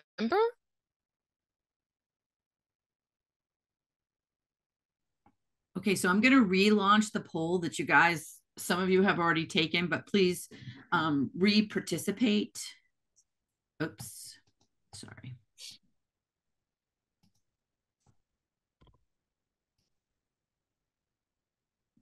There you go. And you have more information now because Dr. Floyd has gone over all this, so you probably do better. Yes, perfect scores.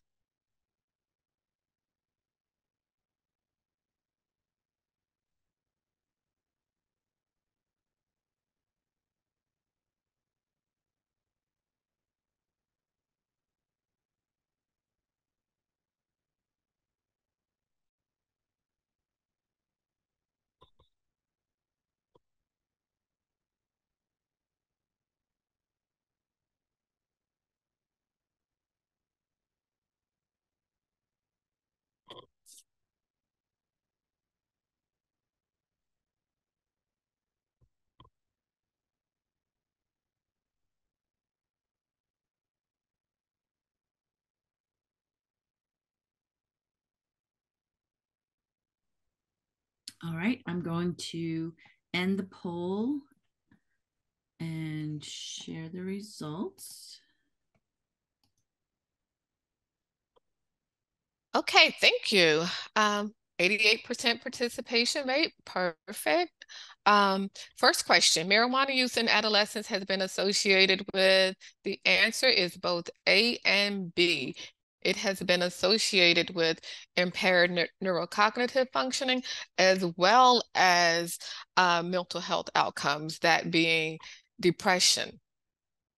So the second question, the acute effects of THC on the neurotransmitter dopamine differ from the long-term effects of THC on dopamine. And 91% of you answered that correct. Short-term effects, remember, that's where people tend to have the positive effects of dopamine, but once they engage in long-term use, dopamine levels tend to become out of whack, unbalanced, as the amount of dopamine being released is decreased. And thirdly, marijuana use may facilitate the progression from suicidal thoughts to attempts by impairing judgment, distorting perceptions, and increasing impulsivity. And everyone got that one correct. So very good. And thank you for participating.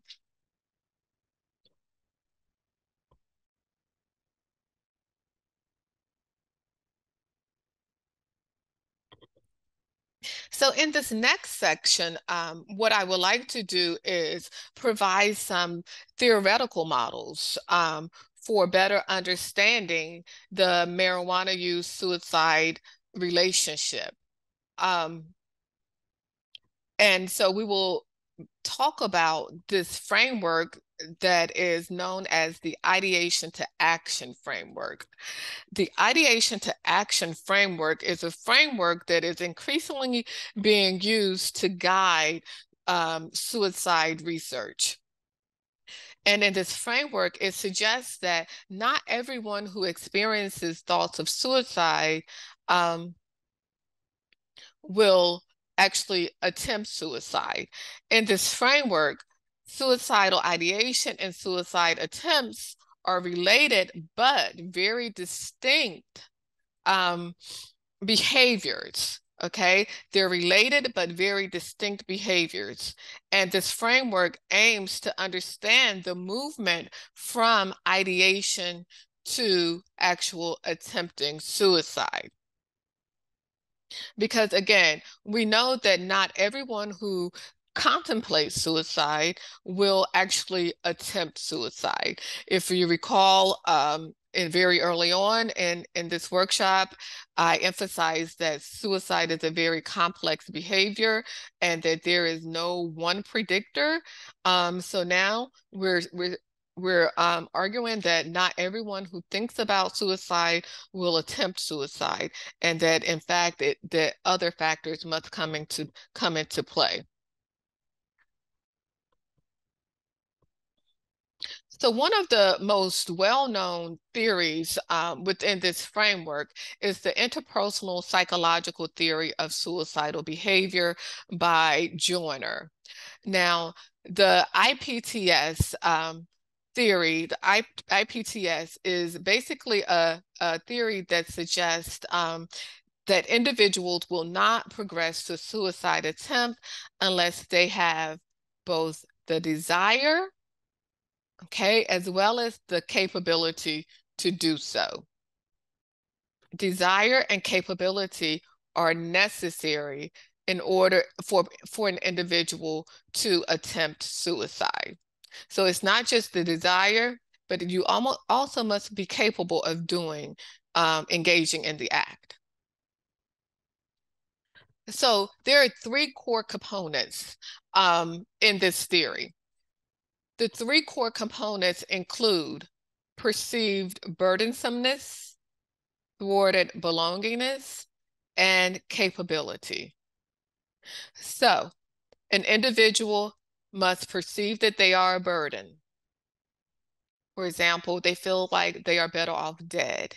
They feel like it's not worth them living because they're too much of a burden on their loved ones. An individual must also feel like they don't belong. They don't fit in anywhere. So, for example, social isolation, feelings of loneliness, feelings of being excluded, whether it's excluded from your peers or maybe it's excluded on a societal level, right? Because we talk about social factors influencing or contextual factors influencing suicidal behavior. And then in addition to feeling like a burden and being left out, not feeling like you belong, you must also have the capability to attempt suicide. So these are the three core components of Joyner's theory. So in order to progress from thoughts of suicide to actually committing or attempting to commit suicide, you must have these three overlapping factors. So many people will fall into feeling like they don't belong. Many will feel like they're a burden. Many will feel like both they're a burden and they don't belong, right? But very few people, thank God, feel like they don't belong, that they are a burden, and they have the capability to actually attempt suicide. Okay, so for Joyner to move from ideation to attempt, again, you have to have these three core components.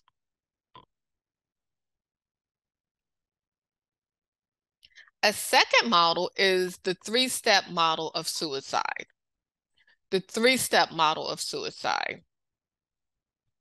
So the three-step model of suicide identifies 4 factors that are essential. The first one is pain, feelings of pain.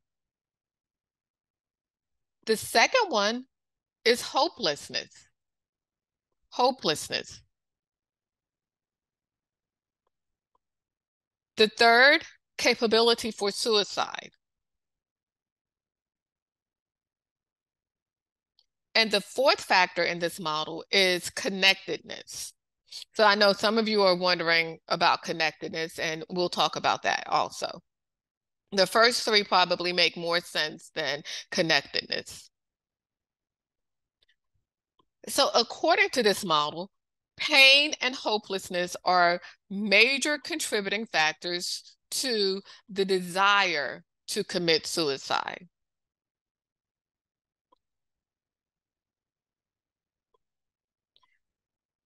Progression from suicidal ideation to suicide attempts will only occur, again, if the person has the capacity for suicide. In this model, connectedness is seen as a protective factor. Okay. Connectedness is considered a protective factor. So let's look at a concrete example. Mary. Mary is a student, and Mary has experienced a significant loss. And let's say the loss is she's lost her grandparent, her grandmother, with whom she was very close. So Mary has a significant amount of pain, and her grandmother was her biggest supporter, her cheerleader. Her grandmother made her feel like she could accomplish anything. Her grandmother was her best friend. But now her grandmother is no longer physically with her. So Mary is in a lot of psychological pain. Mary's pain is compounded by feelings of hopelessness. Mary feels hopeless because she no longer has her biggest supporter. Mary feels hopeless because she has reached out to her friends and family members, trying to express her pain, seeking help, but Mary has not been fortunate enough to be provided with the help that she requires. So Mary begins to engage in marijuana use, and Mary consumes large amounts of marijuana every day, large amounts of marijuana with high levels of THC. So this seems to be the perfect storm as it relates to this particular model. There are feelings of pain, there is this sense of hopelessness, and she is using marijuana with high levels of THC very frequently, which is reducing her inhibition, which is further distorting her perception of reality. With these factors in place, Mary will attempt suicide. It is highly likely that Mary will attempt suicide, because the one thing that may buffer her from attempting suicide, connectedness, she doesn't feel. She doesn't feel connected to her peers. She doesn't feel connected to her parents. There's no sense of a strong social support system.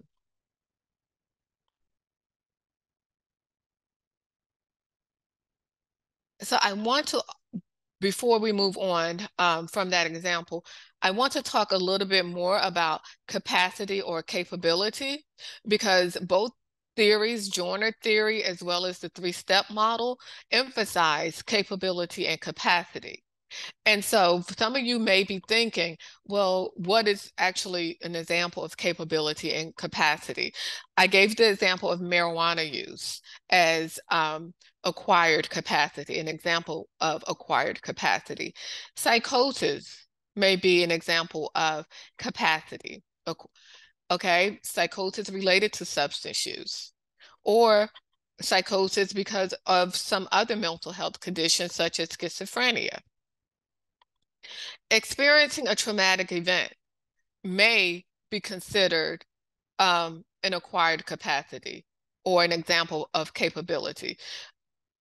Some research suggests that repeated exposure to traumatic events, such as child abuse, interpersonal violence, community violence, these can all be triggers. These could all be factors that are considered to be acquired capability or capacity. In addition to bullying, we know a lot of young people experience bullying. And so when you think about capacity or capability, think about repeated exposure to traumatic events or substance use. Think about things that for some people, they may use the term triggers. So in sum, the ideation to action framework says not all people who experience thoughts of suicide will progress to suicide attempts. Ideation and attempts are related but distinct concepts. Models such as Joyner's interpersonal model, as well as the three-step model, argue that there must be a desire plus a capability before an individual will attempt to take his or her own life. And cannabis use may be an acquired capability or trigger that moves people from ideation to attempt. Any questions or comments?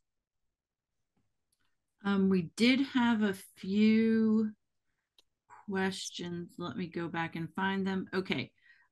This is from Kurt. Regarding the study about the link between THC use and dopamine function, is there evidence that this change is permanent or temporary? Specifically, functioning improves with abstinence.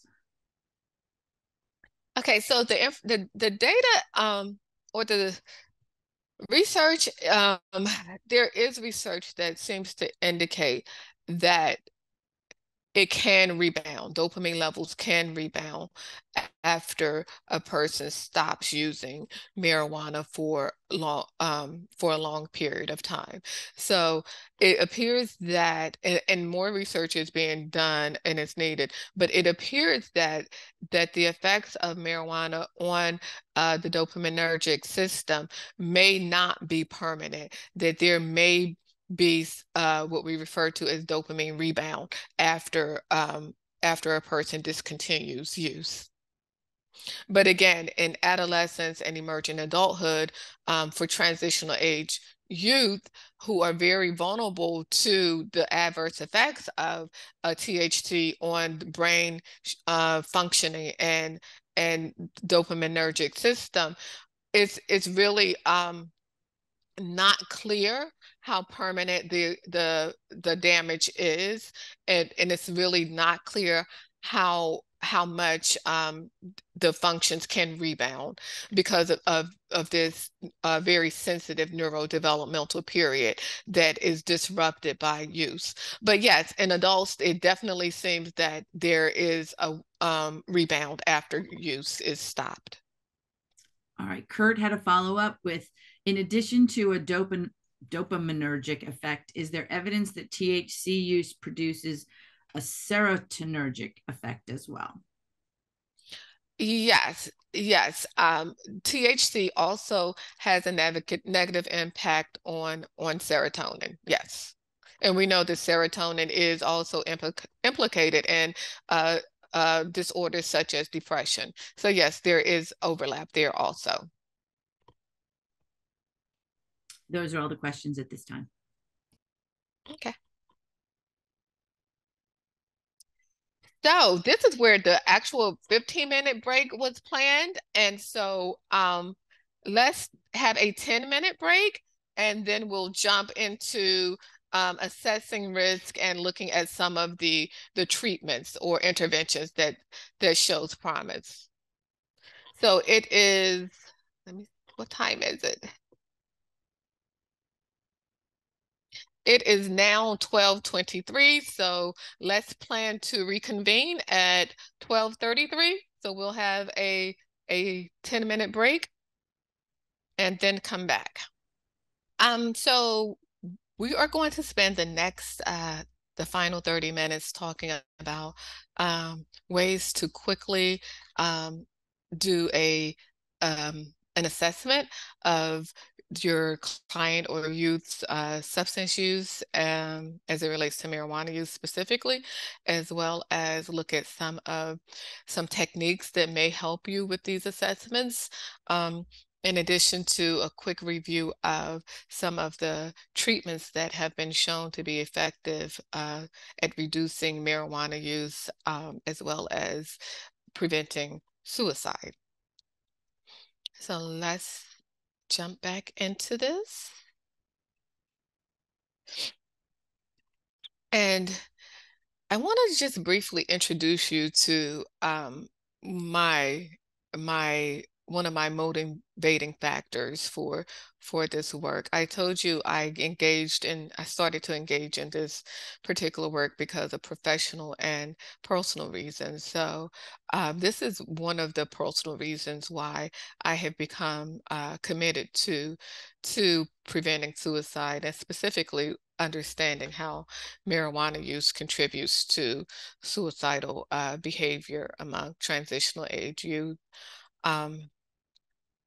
And so the information or the quote that you're reading, the text that you're reading, is actually text that one of my younger cousins posted on Facebook. And hopefully you guys had a chance to read that. But she posted it on Facebook, and every year she updates it in celebration of her choice to continue to live when she was very lost, for lack of a better word, and contemplating suicide. So I urge everybody to, if you have young people, and all of us do, to really pay attention to your young people, and look for some of those signs, as well as, snoop around their social media accounts, because that will tell you a lot about what's going on, things that they don't actually want to share with you, but will share with the rest of the world. So with that being said, I want to spend about this slide says 10 to 15 minutes, but because we're running a little short on time, we're going to reduce this to between 5 and 7 minutes. So I want you guys to go into your breakout rooms that I think you have been pre-assigned to, and each group will have a specific topic to consider. And ideally you will work together to create a response, and then we'll come back together, and I'll randomly choose 3 groups to discuss their solution or their response to the scenario. Elaine, is there anything that I need to do? Okay, no, but I have dropped a PDF into the chat. So if you wouldn't mind just opening that, people, not you, Dr. Floyd, but everyone else, just open that up, because that has the instructions for your room. So you'll see if you're in breakout room 1, you're going to go to the slide that talks about breakout room 1. So there are 3 different scenarios, and you'll choose the one that's assigned to your room. When I open the rooms, you will go there automatically. And when I close the rooms, you will come out automatically, but you are free to return to the main room anytime that you need to. So I'm going to open the rooms.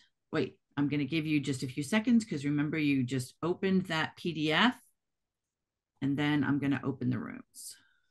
All right. You need at least 1 person in each group to have had the scenarios. All right, here you go. Okay, awesome. So I hope you guys had enough time to have a brief conversation and to prepare a thorough but brief response to your scenario. And what I would like to do now is to randomly call on a group, call on 3 groups, and hope you guys should be able to see the first scenario. And I would like to call on group 6 to share.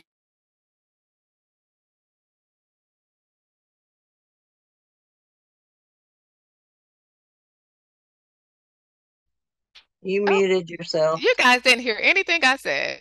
So group 6, you're up. Please share your response.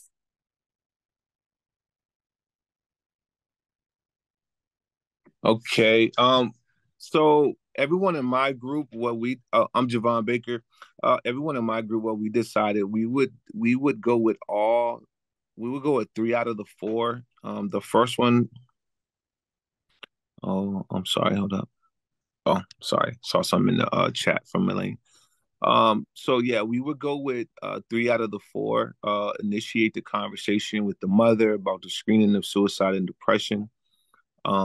Share our concerns about the mother use of marijuana, and the last one, encourage the youth. Okay. I wish we had more time because I would love to hear your ideas about how you would initiate the conversation with the mother about her marijuana use. But thank you for sharing. No problem. And so the next group would be group 4.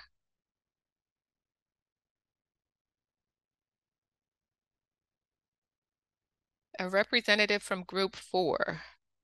We talked about in group 4 providing or having Sasha complete a suicide assessment to see what her level of suicidality is, to talk with mom and provide supports and education for both of them, and help them see if there are any other community supports or organic supports.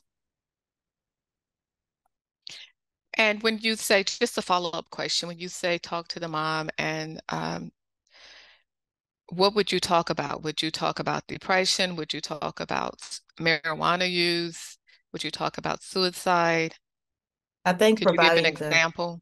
I think providing the education that we've talked about today, the percentages of teens who use marijuana have a higher increase of, brain dysfunction, for lack of a better word, and that using marijuana can increase risk of depression and impulsivity. So providing that education to both of them would be, I think, what we discussed. Somebody from my group, correct me if I'm wrong, but discussed to kind of help them understand and kind of come around and realize that, using marijuana can cause or create more of a risk for depression and lead to suicidality. So again, just kind of giving them some psychoeducation to help both of them make better decisions. Good, thank you. And last but not least, group 9. Okay, so we discussed with our patient Ben, who said that marijuana has to be safe because it's legal and it has some medicinal value.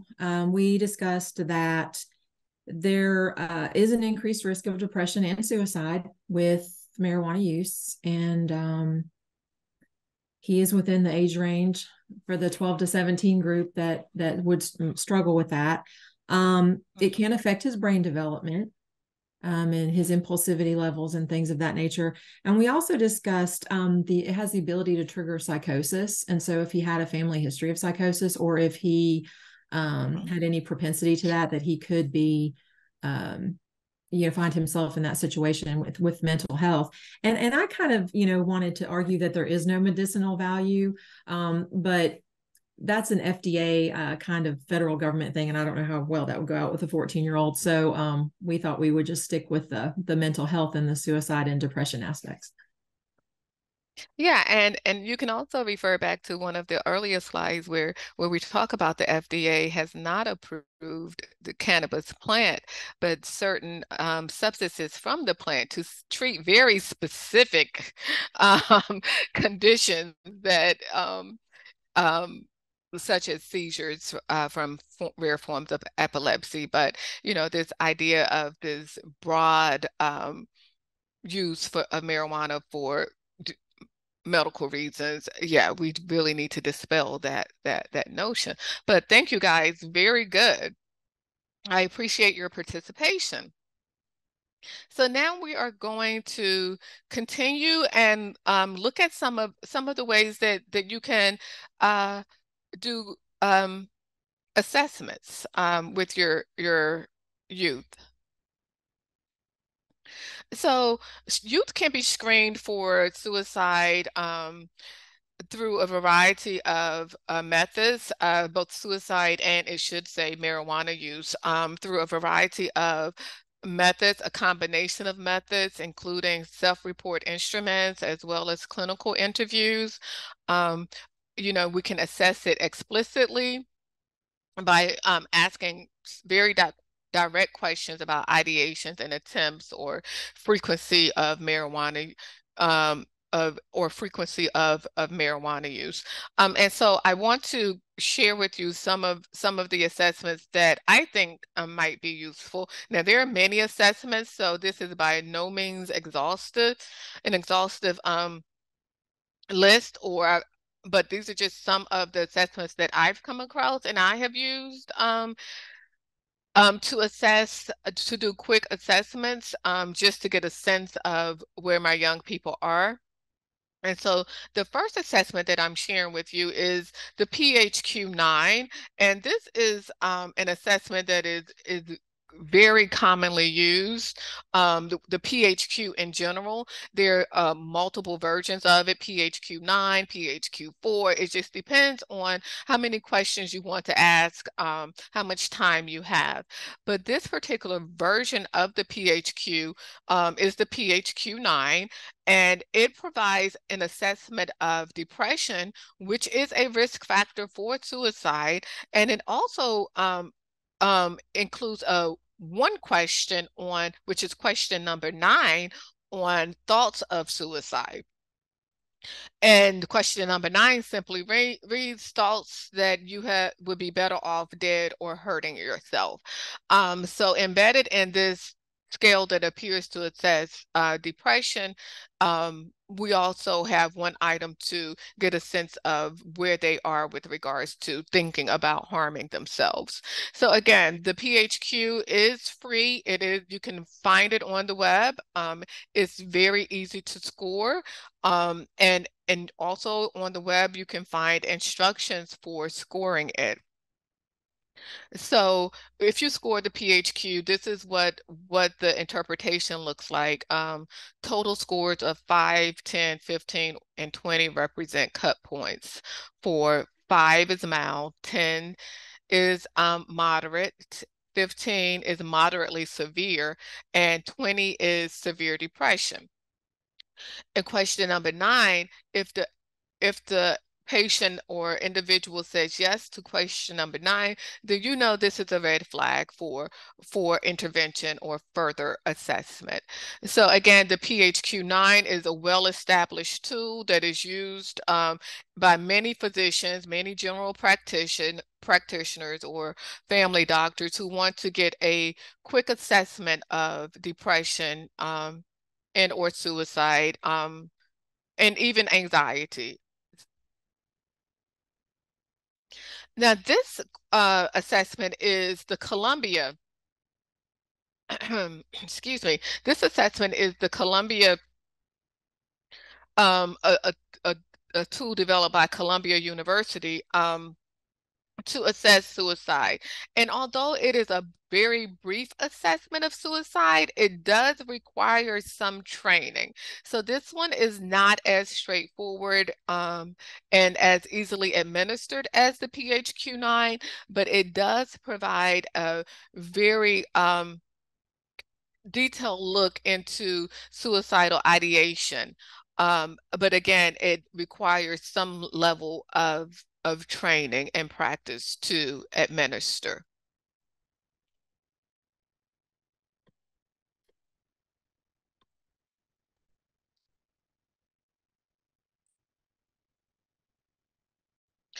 And a very simple alternative, if you are skilled at communicating with youth and building a rapport very quickly and gaining their trust, a very simple alternative is to ask four very direct questions that will give you a sense of how your youth is feeling. For example, are you feeling hopeless about the future?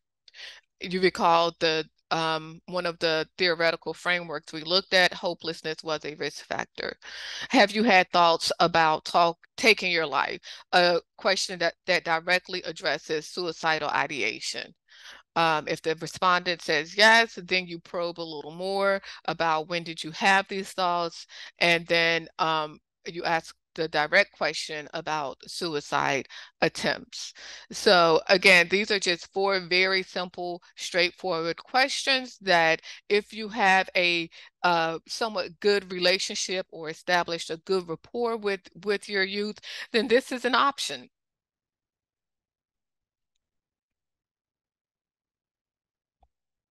Next, excuse me, marijuana use, assessing marijuana use. Now, this particular instrument, it's an instrument that is also free and available on the internet, and it assesses problematic marijuana use. Simple yes, no questions. You could take a few minutes to look at these questions while I sip on some tea.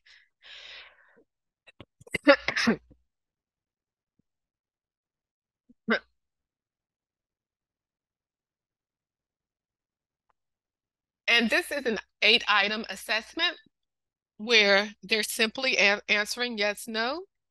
You could read these questions, or you could have them to complete it in a private setting and then review their answers with them to determine their level of marijuana use.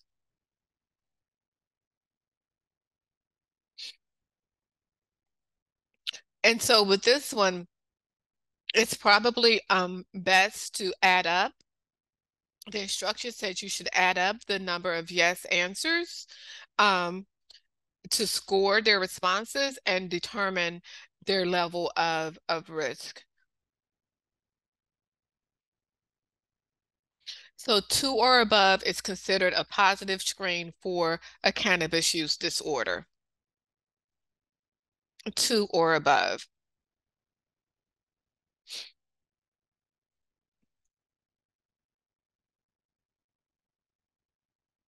And then finally is the cannabis use disorder identification test, a revised version of the cannabis use disorder test.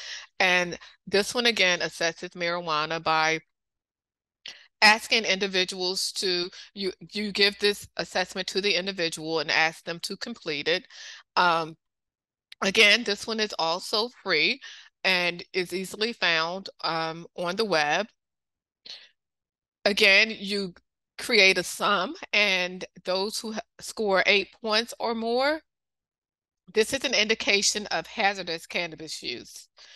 And scores of 12 or more indicate a possible cannabis use disorder. So again, gives you a sense of red flags. Where do we need to go? Do I need to refer this person out? Do I need to have a conversation with parents? It helps you plan for next steps.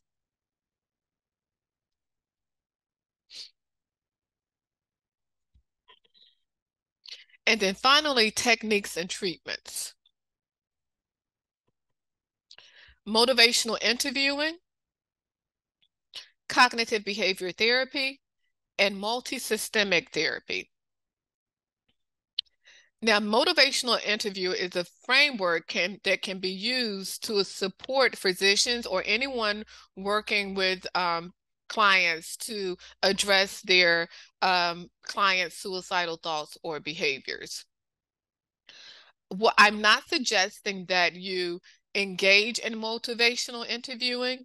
What I'm simply suggesting is that you utilize some of the tools, some of the techniques that are used in motivational interviewing to, and we won't watch these videos, but the goal is to use these techniques to make your youth feel comfortable, to make your youth feel more understood, to help you be attuned with your youth, and to engage and conduct the assessment in a manner that is non-judgmental and displays compassion. Because it's very important that when we're trying to assess risk or assess suicidal behavior, that the youth is comfortable, that you are comfortable, that everyone is engaged, because it's a very difficult conversation.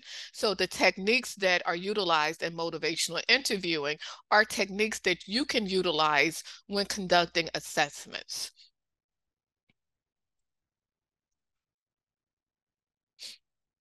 And then cognitive behavior therapy. Cognitive behavior therapy has been proven to be effective at changing behaviors, improving psychological functioning. Cognitive behavior therapy simply says, we're going to change the way you think about things. We're going to help you with your faulty or helpful, unhealthy ways of thinking. We're going to replace this with more healthy ways of thinking. We're going to replace this with problem solving and ways to cope. So cognitive behavior therapy has proven to be effective at reducing depression as well as reducing suicidal behavior and addiction.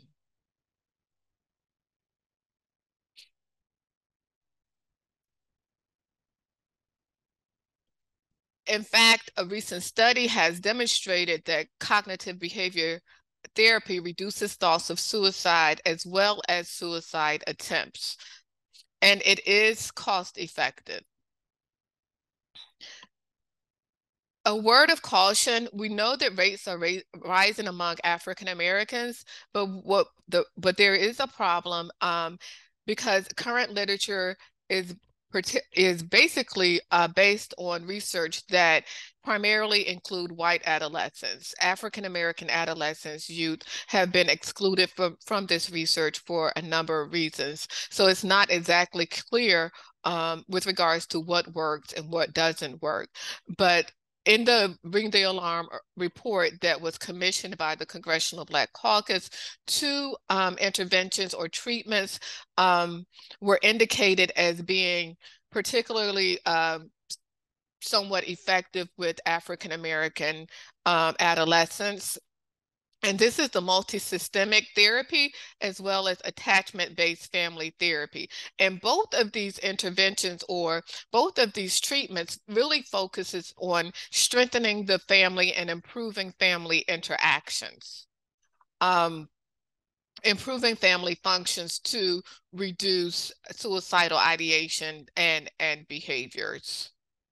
So in closing, I urge each of you to become more active or remain active in preventing suicide, particularly among transitional age youth, and to join the campaign. One of the most recent new campaigns, Be the One campaign, be the one to ask, be the one to be there, be the one to keep them safe, be the one to help them connect, and be the one to follow up. And so with that being said, I thank you all for taking the time and having the interest to participate in this virtual training. And I wish you all the best. These slides will be available and you can contact Elaine or Elaine will share with you how to obtain a copy of these slides. All right, thank you very much for attending today. There will be a follow-up email with the slide deck and another link to the evaluation that I dropped in the chat. Please do give some feedback so we can only get better if you tell us what's not working. So thank you, Dr. Floyd. Is Janet with us? All right, well, you are free to roam about the world, or at least Virginia. Enjoy the rest of your day, and thank you again.